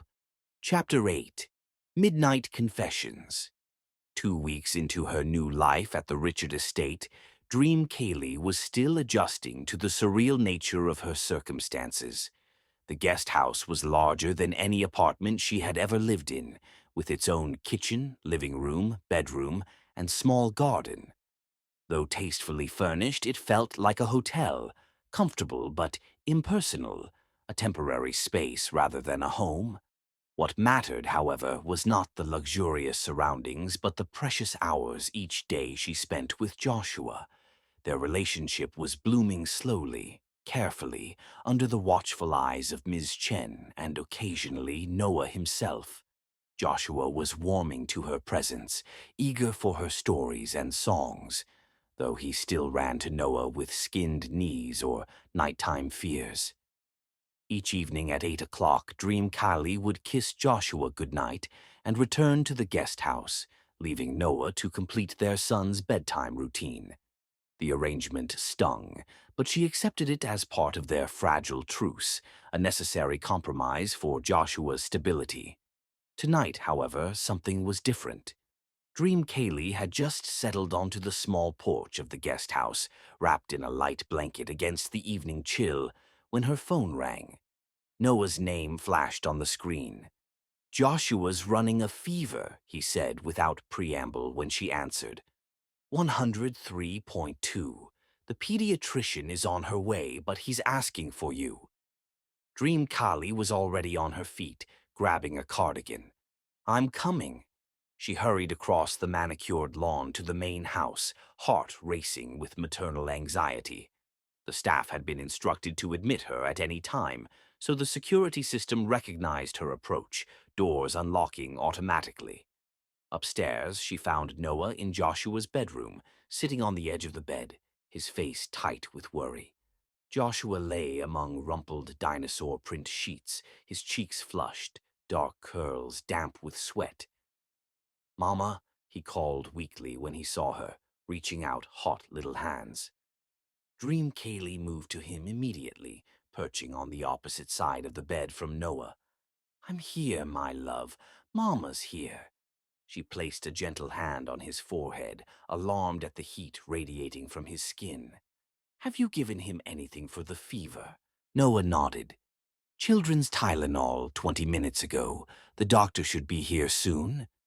For the next hour they worked together in tense collaboration, taking turns applying cool compresses to Joshua's forehead, coaxing him to take small sips of water, monitoring his temperature.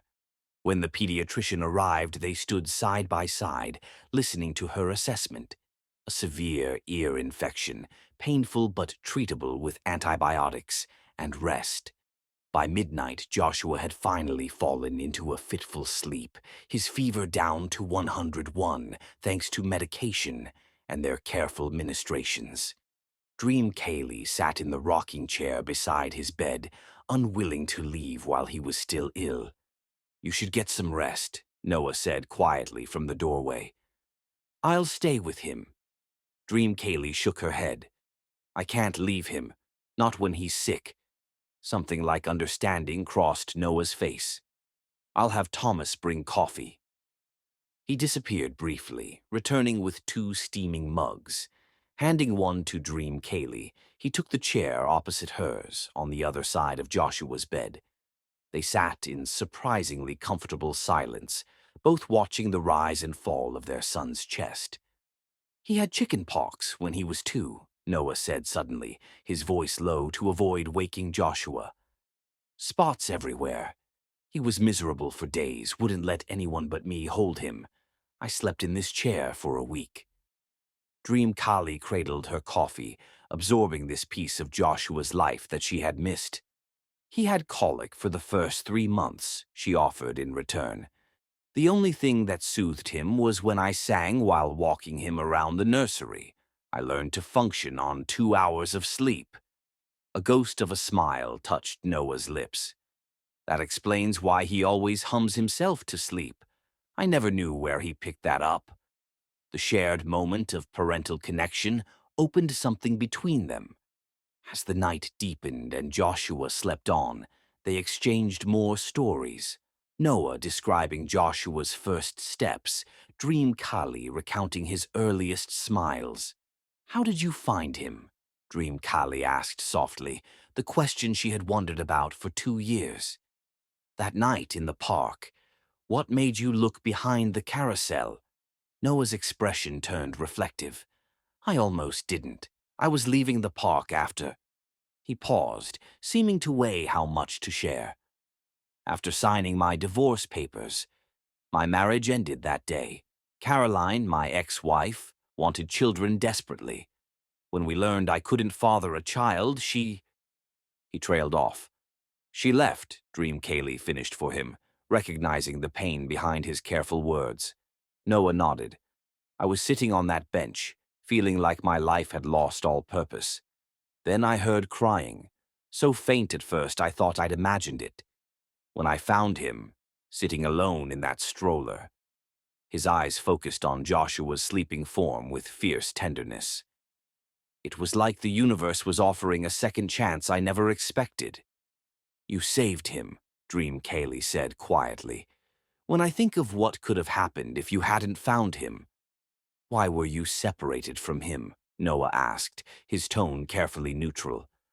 "The police reports mentioned abandonment, but—" "I never abandoned him," Dream Kali interrupted, her voice tight with old pain. "My friend Alani took him outside during a movie. While they were gone, I got a call that my mother was dying. In my panic, I rushed to the hospital without thinking. By the time I realized—" She swallowed hard. "My mother died that night and Joshua disappeared. I lost everything I loved in a matter of hours." In the dim light of the nightlight, she saw Noah's expression soften. "I'm sorry. About your mother. About everything. Vikram, my ex-husband, blamed me. He locked me out of our home when I couldn't find Joshua that night, said not to come back without him." The memory still burned, sharp and painful. "When no one could find Joshua after months of searching, he divorced me. Said I was an unfit mother who had lost his son through carelessness. That's why you were living in that small apartment, working 2 jobs." Noah's question held no judgment, only growing understanding. Dream Kaylee nodded. "I used everything I had to keep searching. Private investigators, flyers, newspaper ads. I never stopped looking." Noah was quiet for a long moment, his gaze moving between Joshua and Dream Kaylee. "I believed I was giving him a better life," he said finally. "I would never have kept him from you if I'd known." "Wouldn't you?" Dream Kaylee asked softly. "You love him as your own." The question hung between them, honest and challenging.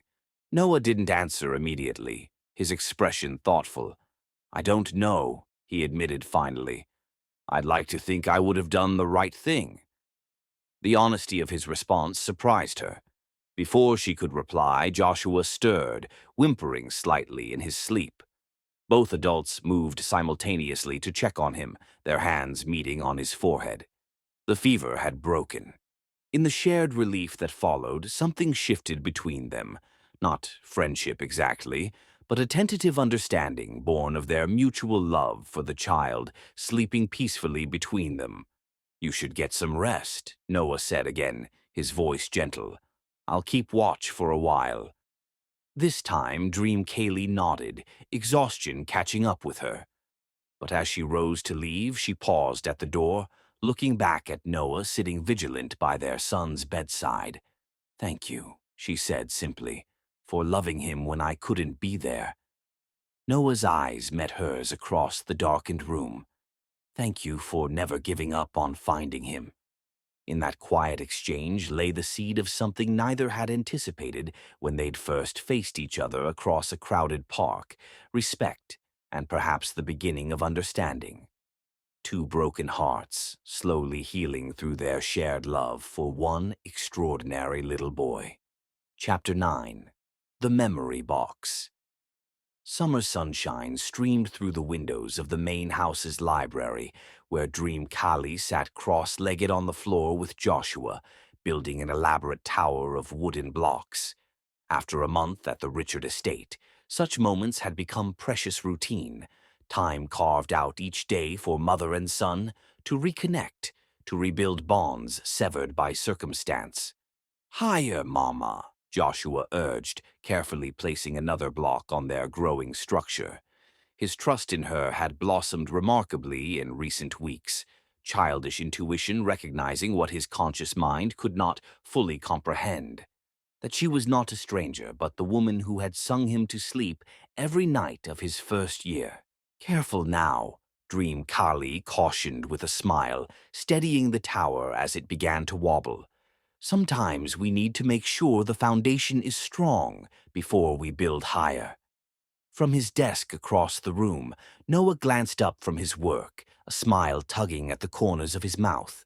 These moments when Dream Kali's natural maternal wisdom emerged never failed to reinforce his growing respect for her. The arrangement they had struck, awkward and tentative at first, had gradually settled into something almost comfortable. The initial supervision by staff had given way to a more natural setup, with Dream Kali spending most daylight hours in the main house while Noah worked. In the evenings, they often found themselves sharing dinner together, Joshua chattering happily between them like a bridge connecting their separate worlds. "Look," Joshua cried triumphantly as he added the final block. "It's taller than me." "Indeed it is," Noah agreed, setting aside his laptop to join them on the floor. "That might be your personal best, buddy." Joshua beamed at the praise, looking from Noah to Dream Kali with an expression of pure happiness that squeezed both adults' hearts. In these moments, it was possible to imagine they were simply a family, not two people bound by legal agreements and the shared custody of a child neither was willing to relinquish. "I'm going to draw it," Joshua declared, scrambling for his crayons and paper. "So we remember forever." As he settled at his small table to recreate the tower in art, Dream Kali turned to Noah with a questioning look. "Speaking of remembering, I've been wondering, do you have any baby pictures of Joshua from when you first found him?" Noah nodded, rising to his feet. "I do. More than pictures, actually. Come with me." Curious, Dream Kali followed him from the library to his study, the room where they had first negotiated their uneasy truce. But today there was no tension as Noah moved to a cabinet, withdrawing a leather-bound book nearly the size of a large photo album. "I started this the night I brought him home," he explained, placing the book on his desk. "It seemed important to document everything in case—" He didn't finish the sentence, but Dream Kali understood.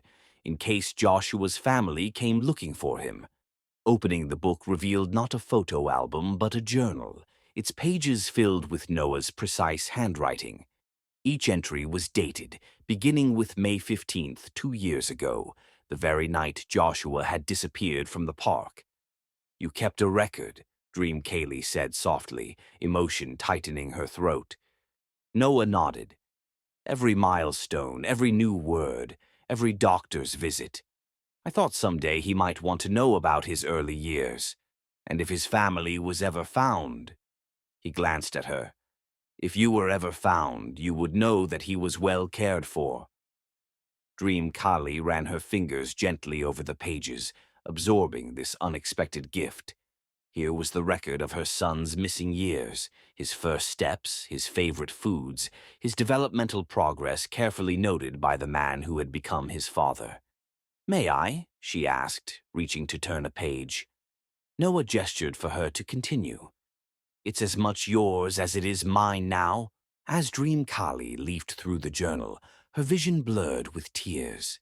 Noah had been meticulous, including small artifacts along with his notes, a lock of hair from Joshua's first haircut, a tracing of his tiny hand at 18 months, photos capturing everyday moments. "I don't know what to say," she admitted, looking up at Noah with new appreciation. "This is extraordinary. Most parents don't document their children's lives this thoroughly." A shadow crossed Noah's face. "Most parents have the luxury of assuming there will be time for memories to form naturally.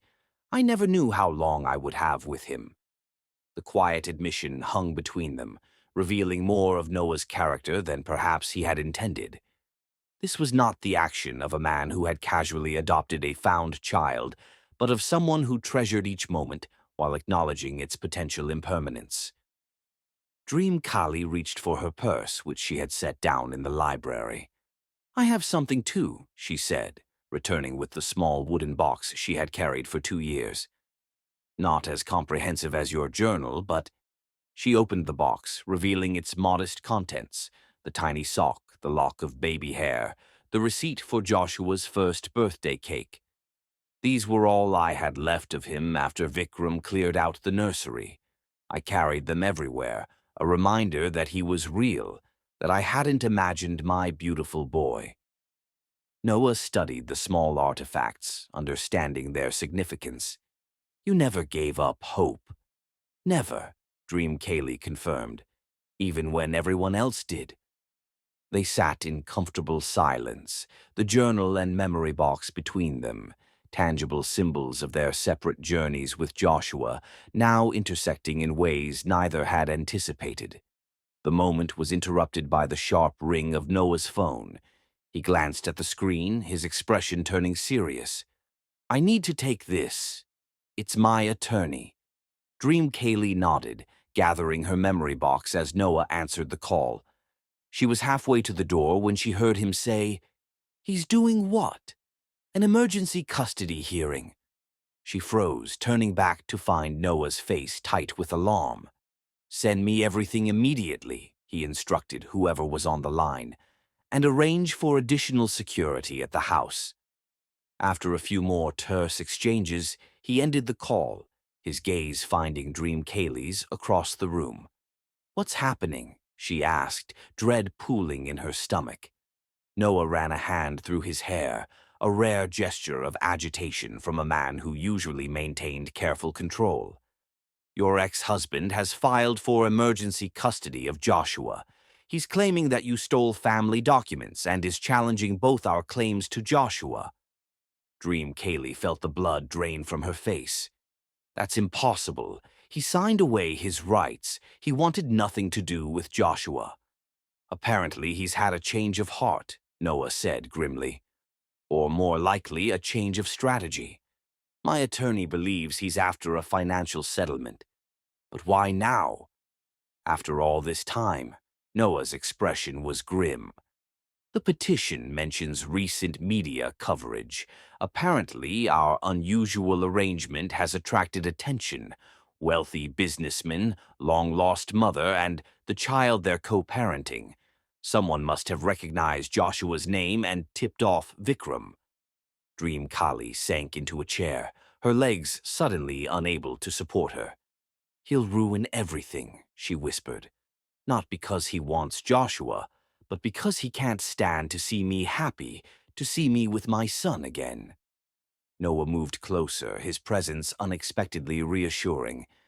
"Dream Kali, look at me." When she raised her eyes to his, he continued, "I won't let that happen. Whatever our differences, we both want what's best for Joshua. Vikram clearly doesn't. But what can we do? He has resources too, connections." "Not like mine," Noah said, a steel in his voice she had never heard before. "And unlike both of us, he has no actual relationship with Joshua. That counts for something in family court." Dream Kaylee wasn't convinced. "You don't know Vikram. He's relentless when he wants something." "So are we," Noah countered. "You stood outside my gate for a week in the rain. I fought the social services system for months to keep Joshua. Neither of us gives up easily. The unexpected "we" wasn't lost on Dream Kaylee. For the first time since finding Joshua, she and Noah were unequivocally on the same side, united by a common threat. "What's the first step?" she asked, gathering her composure. "My legal team will respond to the petition immediately," Noah replied, already reaching for his phone again. "In the meantime, we need to protect Joshua from any potential disruption. I'm arranging additional security, and I think it would be best if you moved temporarily into the main house, at least until this threat is addressed." Dream Kali nodded, practical considerations overriding any awkwardness about the new arrangement. "I'll get my things." As she turned to leave, Noah called after her, "Dream Kali." When she looked back, he held up the journal and nodded toward her memory box. "We have something Vikram will never have. Proof that we've both been parents to Joshua in different ways, at different times. That matters." In the library, they found Joshua still absorbed in his drawing, blissfully unaware of the storm gathering around him. Dream Kali knelt beside him, forcing a smile to mask her concern. "That's beautiful, sweetheart," she said, admiring his colorful rendition of the block tower. "Shall we put it somewhere special to keep it safe?" Joshua nodded enthusiastically. "In Daddy's special book," he declared, looking up at Noah, who had followed Dream Kaylee into the room. "He keeps all my pictures." "That's right," Noah agreed, his gaze meeting Dream Kaylee's over Joshua's head. "We keep everything that's important." In that moment of shared understanding, something crystallized between them, not just an alliance against a common adversary, but a deeper recognition that separately and together, they had created a foundation of love for Joshua that even Vikram's machinations couldn't easily destroy. Later that evening, after Joshua was asleep, Dream Kali and Noah sat in his study reviewing documents their attorneys had prepared. The legal terminology was dense, but the strategy was clear. Present a united front, emphasizing both Dream Kali's biological rights and Noah's established guardianship while demonstrating Vikram's previous abandonment of interest in Joshua. "Will it be enough?" Dream Kali asked, setting aside a particularly complex brief. Noah considered the question carefully. "In court, possibly. But I'm concerned about Vikram's next move. Men like him rarely operate within expected parameters." Dream Kaylee nodded, familiar dread returning. "He always finds a way to get what he wants." "What does he really want, though?" Noah asked, studying her face. "Is it truly Joshua, or is it control, power, money?" "All of the above," Dream Kaylee replied without hesitation. "But mostly, he wants to win. Whatever game he perceives himself to be playing, losing is intolerable to him." Noah's expression turned thoughtful. "Then perhaps we need to redefine winning in terms he understands." As they bent their heads together over legal documents, formulating strategies late into the night, the foundations of something unexpected were being laid, a partnership born of necessity, but built on growing mutual respect. Whatever came next, they would face it not as awkward co-parents bound by circumstance, but as allies with a common purpose, protecting the child they both loved beyond measure. Chapter 10. Truth and Justice. The county courthouse loomed before them, its limestone facade imposing in the morning light. Dream Kali smoothed her simple navy dress, purchased especially for today with Noah's insistence and funds, and fought to control her trembling hands. Beside her, Noah stood tall in an impeccably tailored suit, his expression betraying none of the anxiety she knew he shared. "Remember what we discussed," he said quietly as they ascended the steps. "Answer honestly but concisely. Don't let Vikram's attorney provoke you." Dream Kali nodded, grateful for the steadying hand Noah placed briefly at the small of her back. The past 2 weeks had transformed their cautious co-parenting arrangement into something approaching genuine partnership.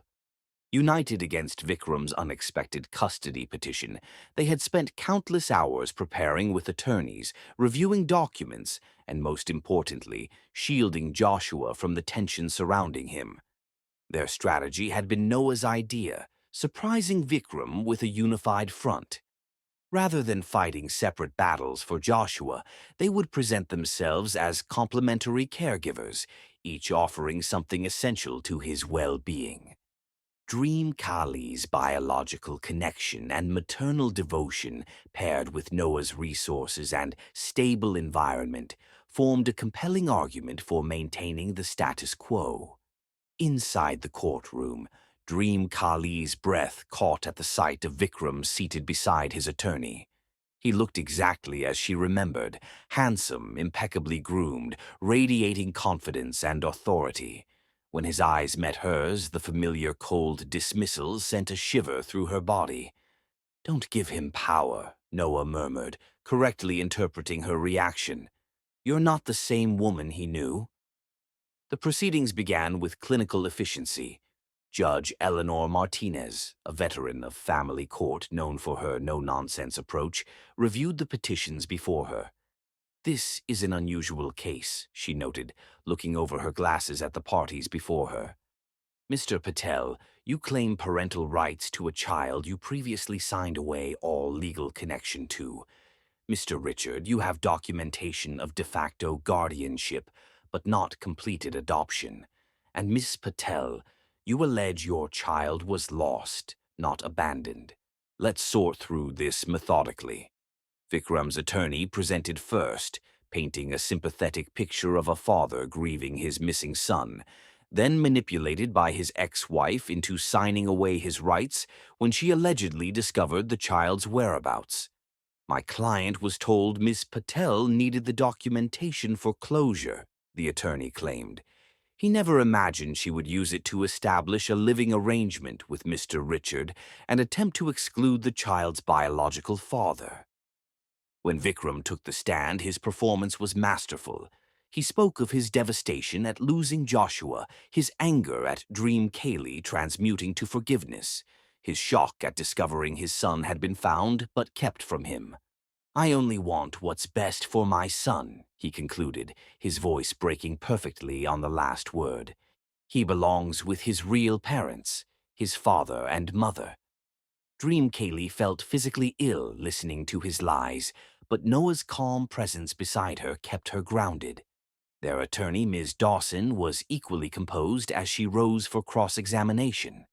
"Mr. Patel, in the 2 years your son was missing, how many flyers did you distribute with his photo and information?" Vikram blinked. "I left that to the police." "Did you hire any private investigators to locate him?" "No, but did you maintain his nursery in hopes of his return?" A muscle twitched in Vikram's jaw. "It was too painful. I needed to move forward." "By remarrying and starting a new family," Ms. Dawson stated rather than asked. "In fact, Mr. Patel, isn't it true that you removed all traces of Joshua from your home within days of his disappearance?" As the questioning continued, Vikram's carefully constructed facade began to crack. When asked about the specific terms he had demanded in exchange for Joshua's birth certificate, complete severance of all claims and contact, he became defensive, claiming he had been emotionally distraught. "Yet you were clear-headed enough to have legal documents prepared," Ms. Dawson noted, "and to insist on a notary." By the time Noah took the stand, the mood in the courtroom had shifted subtly. He spoke candidly about finding Joshua, his efforts to locate the child's family, and his growing attachment. "I never intended to keep him from his mother," Noah stated firmly. "When Dream Kaylee found us, I recognized the bond between them immediately. Despite the legal complications, we prioritized Joshua's well-being by creating a stable environment where he could reconnect with his mother without traumatic disruption." The judge seemed particularly interested in Noah's journal documenting Joshua's life. "You kept this detailed record from the beginning?" "Yes, Your Honor. It seemed important to preserve his history, whatever the eventual outcome." And you're now willing to share custody with Ms. Patel? Noah's gaze found Dream Kali's. Joshua needs both of us. She is his mother in every sense that matters. I'm simply fortunate to have become his father. When Dream Kali's turn came, she spoke from her heart, describing the night Joshua disappeared, her relentless search, and the moment of recognition in the park. Her voice broke only once, when describing how Joshua had called her Mama at their reunion. Your Honor, she concluded, I never stopped looking for my son. Not for a single day. And when I found him, I was willing to accept an arrangement that might seem unusual to outsiders, because it gave Joshua stability while allowing me back into his life. That decision wasn't about me, it was about what Joshua needed. Vikram's attorney's cross-examination was aggressive, attempting to portray Dream Kali as an unfit mother who had negligently lost her child, then manipulated her ex-husband for documentation. Isn't it true, he demanded, that you prioritized your mother over your child that night? That you left the theater without ensuring your son's safety?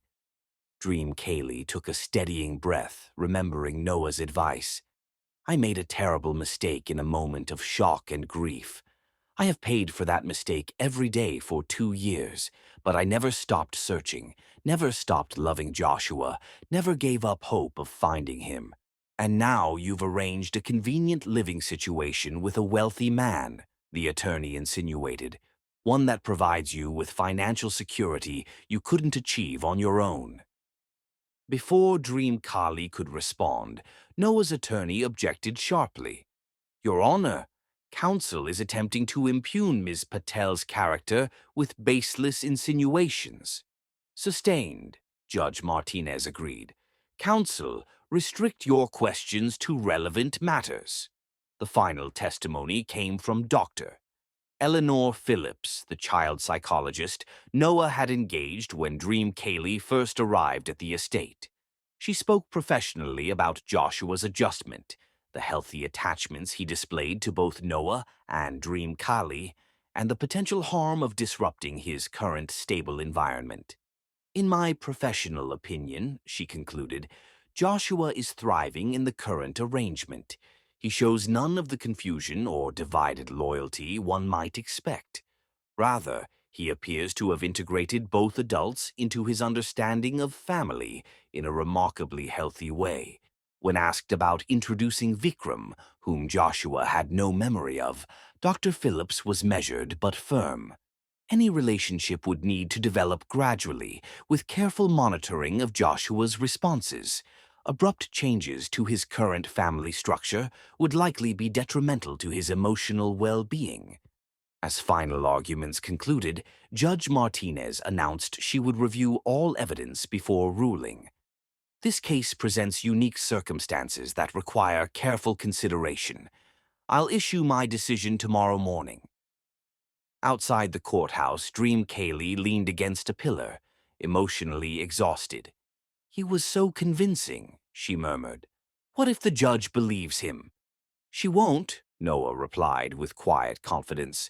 Vikram made a critical error today. He focused on discrediting you rather than demonstrating any genuine connection to Joshua. Judge Martinez will see through that. Dream Kali wished she shared his certainty. I've never won against Vikram before. He always finds a way. Noah studied her for a moment, then did something entirely unexpected. He reached out and took her hand, his grip warm and reassuring. You're not facing him alone this time. The simple gesture, their first true physical contact, not mediated through Joshua, sent an unfamiliar warmth through Dream Kali's chest. For so long she had carried her burdens alone, fought her battles single-handedly. The feeling of someone standing firmly beside her was both foreign and oddly comfortable. Thank you, she said simply, for today, for everything you said in there. I only told the truth, Noah replied, still holding her hand as they walked toward the parking lot where his driver waited. Joshua needs both of us. I believe that. The following morning they returned to the courthouse, the tension between them palpable as they awaited Judge Martinez's ruling. Vikram sat across the aisle, projecting confidence despite the previous day's challenges to his testimony. Judge Martinez entered, her expression unreadable as she took her seat and arranged her notes. After careful consideration of all testimony and evidence presented, I've reached my decision in the matter of custody for Joshua Patel Richard. Dream Kali held her breath, unconsciously reaching for Noah's hand. The petition brought by Vikram Patel is denied, the judge stated firmly. I find his sudden interest in the child after legally severing ties to be opportunistic rather than motivated by genuine parental concern. Furthermore, his documented actions following the child's disappearance demonstrate abandonment of parental responsibility. Relief flooded through Dream Kaylee, so intense she barely registered the judge's next words until Noah squeezed her hand. Regarding the arrangements between Noah Richard and Dream Kali Patel, I find their cooperative approach to be in the child's best interest. Legal joint custody is hereby granted to both parties, with the current living arrangement to continue as it serves the child's stability and well-being. Judge Martinez looked directly at Vikram. Additionally, based on evidence presented regarding Mr. Patel's prior actions and the coercive nature of his demands, I am issuing a restraining order preventing him from approaching Joshua, Ms. Patel, or the Richard residence without court approval. Vikram's face darkened with fury as the ruling continued, outlining supervised visitation possibilities only after a 6-month period and completion of parenting classes. When he rose abruptly and strode from the courtroom, his attorney scrambling to follow, Dream Kaylee felt the last weight lift from her shoulders. "It's over," she whispered, tears of relief streaming down her face. "He can't take Joshua from us." Noah's arm came around her shoulders, steady and supportive. "No, he can't. We won." Outside the courthouse, standing in the warm sunshine, Dream Kaylee looked up at Noah with new clarity.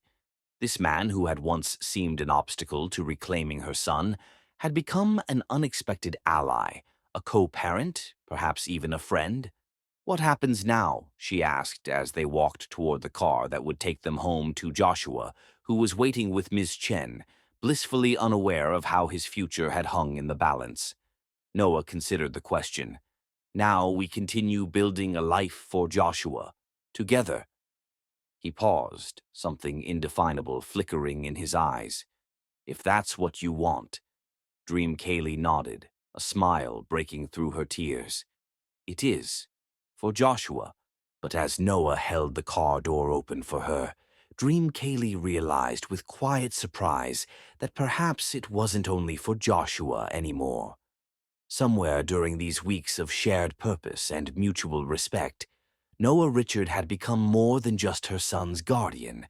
He had become someone whose presence in her life mattered for its own sake. That unexpected realization followed her all the way home, where Joshua ran to greet them both with equal joy, unaware that his family had just been legally recognized for what it had already become in practice. Unconventional, unexpected, but undeniably real. Chapter 11. Learning to Trust. The months following the courthouse victory brought a new rhythm to life at the Richard estate. The guest house stood empty now, Dream Kali having permanently moved into a suite of rooms in the main house to be closer to Joshua.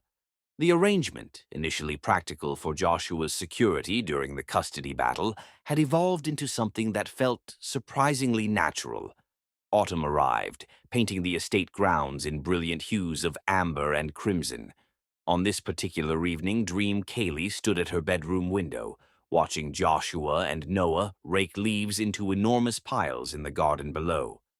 Joshua's delighted squeals carried upward as Noah lifted him high, then dropped him gently into a mountain of crunchy leaves. The sight brought a smile to Dream Kali's lips. These moments of ordinary joy still felt miraculous after years of emptiness. Her relationship with Noah had evolved too, from wary co-parents to something approaching friendship. They worked together smoothly now, their parenting styles complementing rather than competing with each other. Yet lately, Dream Kaylee had sensed something shifting between them, lingering glances, conversations that stretched late into the night after Joshua was asleep, a growing awareness that made her simultaneously comfortable and unsettled.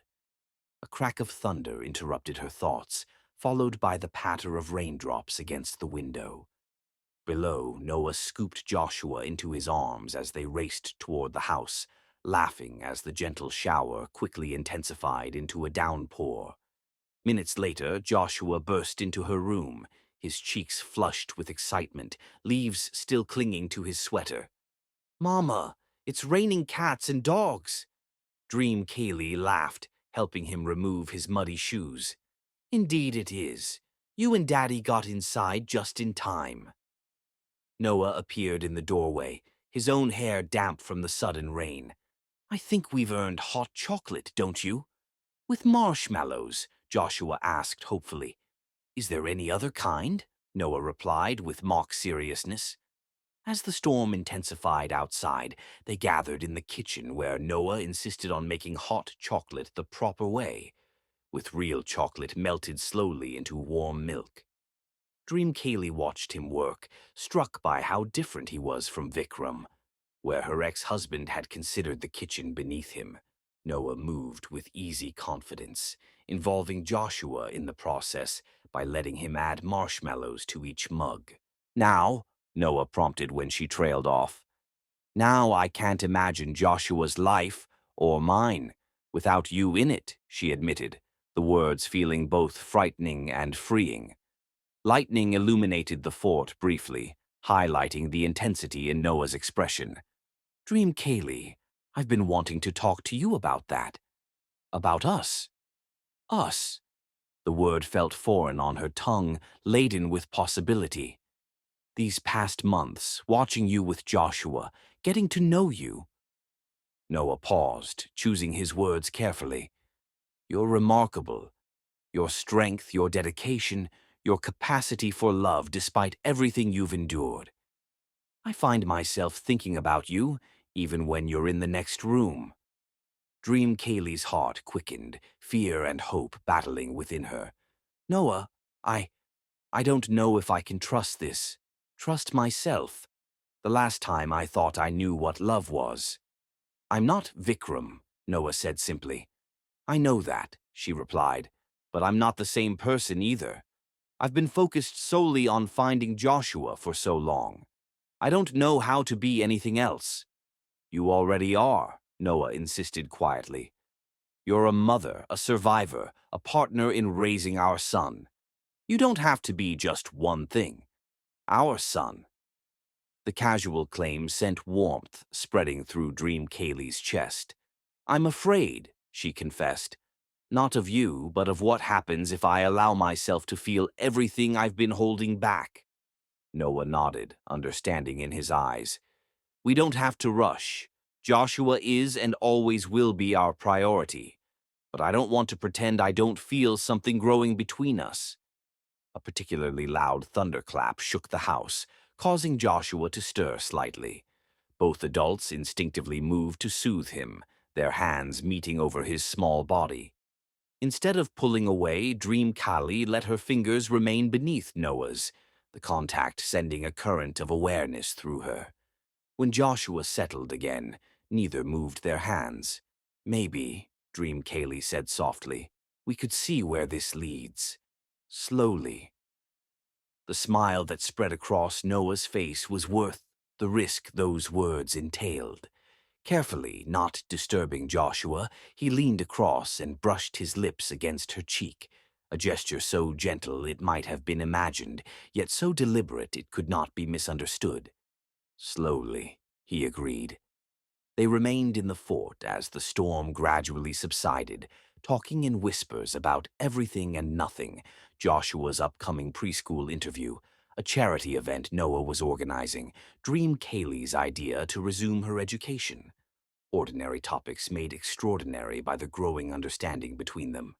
When Dream Kali finally drifted to sleep, it was with the novel sensation of feeling completely safe, not just physically, but emotionally. For the first time since losing Joshua, she allowed herself to imagine a future beyond just survival and reunion. A future that somehow, against all odds, included the man sleeping beside her. Their son nestled between them as the storm outside gave way to gentle rainfall and eventually peaceful silence. Chapter 12. Full Circle. May 15th dawned clear and perfect, the kind of spring day that seemed designed by nature specifically for celebration. Dream Kali stood in Joshua's doorway, watching her son sleep peacefully on the morning of his third birthday. 3 years since she had first held him. 3 years of joy, loss, searching, and finally, homecoming. She could hardly believe that a full year had passed since that fateful day in the park when she had spotted Joshua on the playground. The miracle she had prayed for through endless dark nights. Now here she was, not just reunited with her son, but part of a life so much richer than she could have imagined during those years of desperate searching. "Happy birthday, my love," she whispered, approaching Joshua's bed. His eyes fluttered open, instantly alert with excitement. "Is it my birthday now?" "It is," Dream Kaylee confirmed, sitting beside him. 3 years old today. Joshua sat up, bouncing slightly on the mattress. "Daddy said we're having a special adventure for my birthday, a surprise." "Did he now?" Dream Kaylee raised an eyebrow, though she knew exactly what Noah had planned. They had discussed it for weeks, Noah insisting that this birthday needed to be particularly meaningful, a celebration not just of Joshua's life, but of their journey together. "Let's get you dressed and find out what this surprise might be," she suggested, helping Joshua select special clothes for the day, new jeans and the dinosaur shirt Noah had bought him last week. Downstairs, they found Noah in the kitchen, preparing breakfast with his usual efficiency. He turned at their entrance, his face lighting up at the sight of them. "There's the birthday boy," he announced, lifting Joshua high and spinning him around. 3 years old, practically a grown man. Joshua giggled, delighted by the attention. "Where's my surprise?" "Surprise? Who said anything about a surprise?" Noah teased, winking at Dream Kaylee over Joshua's head. "You did. You promised. Well, then I suppose we'd better have breakfast first to build up our strength. Birthday adventures require energy." As they ate, Dream Kaylee couldn't help but marvel at how natural this felt. The three of them sharing breakfast, laughing together, planning their day. In the month since the custody battle, her relationship with Noah had deepened gradually, each step forward taken with careful consideration of Joshua's needs and their own wounded hearts. Their first kiss, a real kiss, not the gentle cheek brush in the Thunder Fort, had happened on a winter evening after Joshua was asleep, standing in the softly lit kitchen where they'd lingered over late-night tea. There had been no grand declaration, simply a moment when the space between them became unbearable, and Noah had closed it with gentle determination. Since then, they had grown closer by degrees. Noah never pushed, seeming to understand Dream Kali's lingering fears about trusting her heart to anyone again. For her part, Dream Kaylee had slowly let down walls built during years of emotional survival, allowing herself to acknowledge what had been growing between them since those first nights of watching over Joshua's fever together. "Earth to Dream Kali," Noah's voice broke into her thoughts. "Where did you go just now?" She smiled, returning to the present. "Just thinking about how much can change in a year." Noah's eyes held hers for a moment, something warm and knowing in his gaze. "Indeed it can." He turned to Joshua. "Ready for your birthday adventure?" "Yes," Joshua exclaimed, nearly bouncing out of his chair. An hour later, they were in Noah's car, Joshua securely buckled in the back as they drove through the city.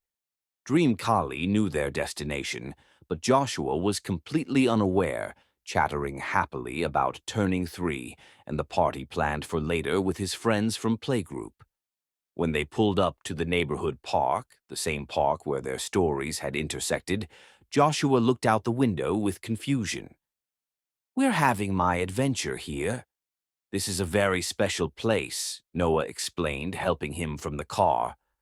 "More special than you might realize." Dream Kali took Joshua's other hand as they walked into the park, heading toward the carousel that had been the site of so much heartache and, ultimately, hope. The old playground equipment had been replaced over the winter, a donation from Noah's foundation, making it virtually unrecognizable to casual observers. But Dream Kaylee and Noah knew exactly where they had been standing when they first faced each other over their son. 3 years ago today, Noah began, kneeling to Joshua's level, something amazing happened in this park. "What happened?" Joshua asked, eyes wide with curiosity. Noah glanced at Dream Kali, seeking permission to continue. She nodded, knowing it was time Joshua understood at least the simplest version of his story. "You came into my life," Noah told him. "I was very sad and lonely, and I found you right here, near this carousel. You were just a tiny baby then." Joshua's forehead wrinkled as he tried to process this. "Where was Mama?" Dream Kaylee knelt beside Noah, taking Joshua's small hands in hers. "I was looking for you, my love. We got separated, and I couldn't find you. I looked and looked for a very long time." "Like hide and seek," Joshua suggested, trying to make sense of this revelation. "A bit like that," Noah agreed. "But neither Mama nor I knew we were playing. She was looking for you, and I was taking care of you, and neither of us knew about the other." "But then Mama found us," Joshua said, putting the pieces together with surprising clarity. "She did," Noah confirmed. "Right here in this park, 1 year ago today, on your second birthday." Joshua's eyes widened. "Today is my finding day too?" Dream Kaylee nodded, blinking back tears. "Yes, sweetheart.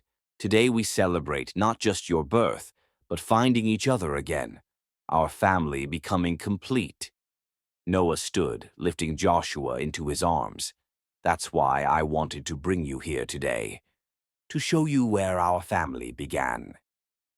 They walked through the park, Noah and Dream Kaylee taking turns pointing out significant spots, where Noah had first found Joshua, where Dream Kaylee had stood when she recognized her son a year later. They approached a secluded area where a new bench had been installed, bearing a small brass plaque that read, "Where lost hearts find their way home."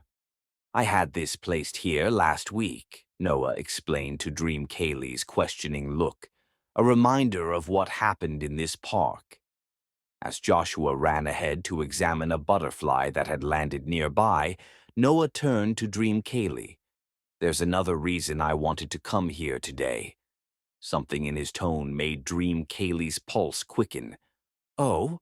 Noah took her hands in his expression suddenly serious.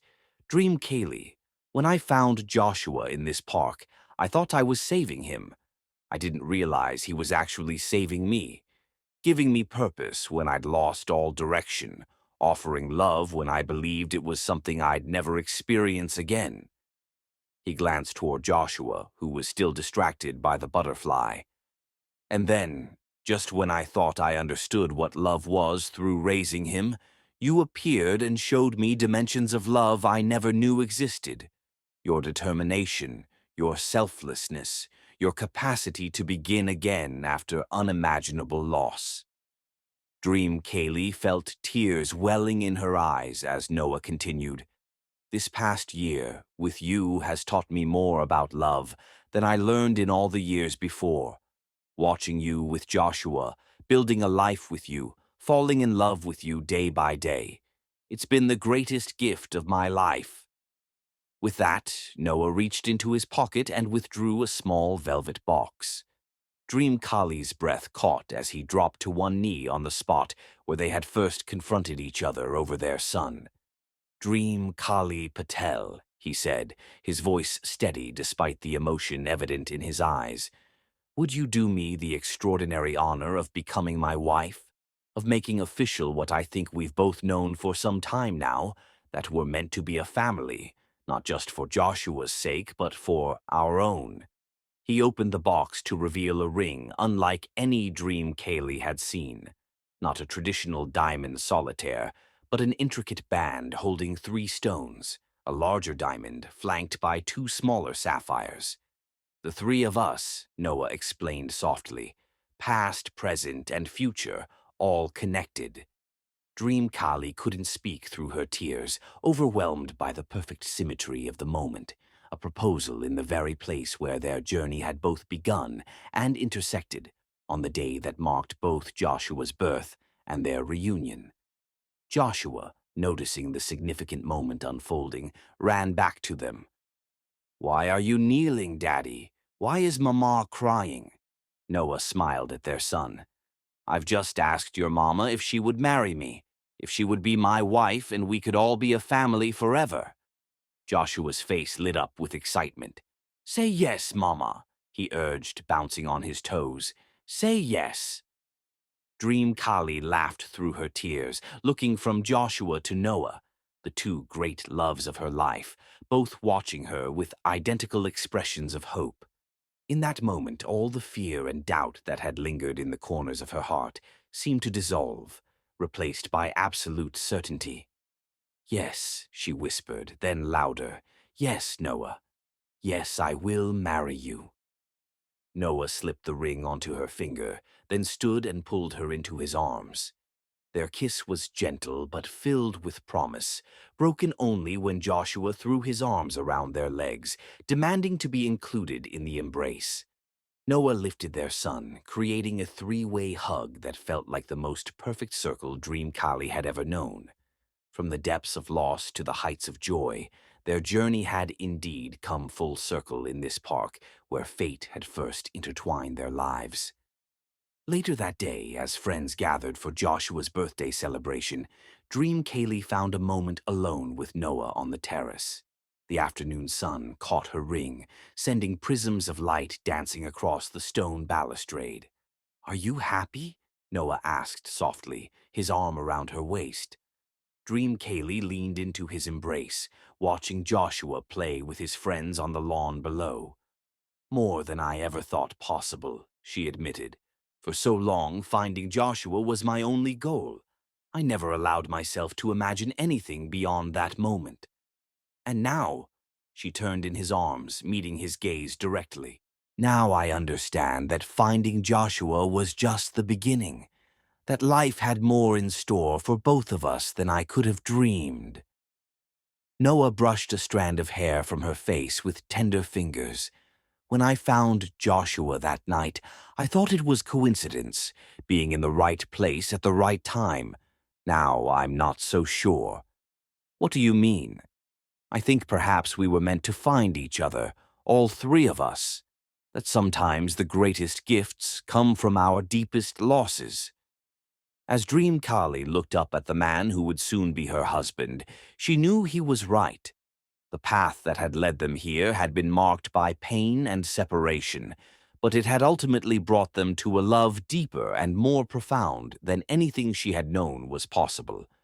In the garden below, Joshua looked up and waved excitedly, calling for them to join him. Hand in hand, they went to their son, stepping together into the future that awaited them. A future built on second chances, unexpected joy, and the kind of love that finds its way home, no matter how difficult the journey.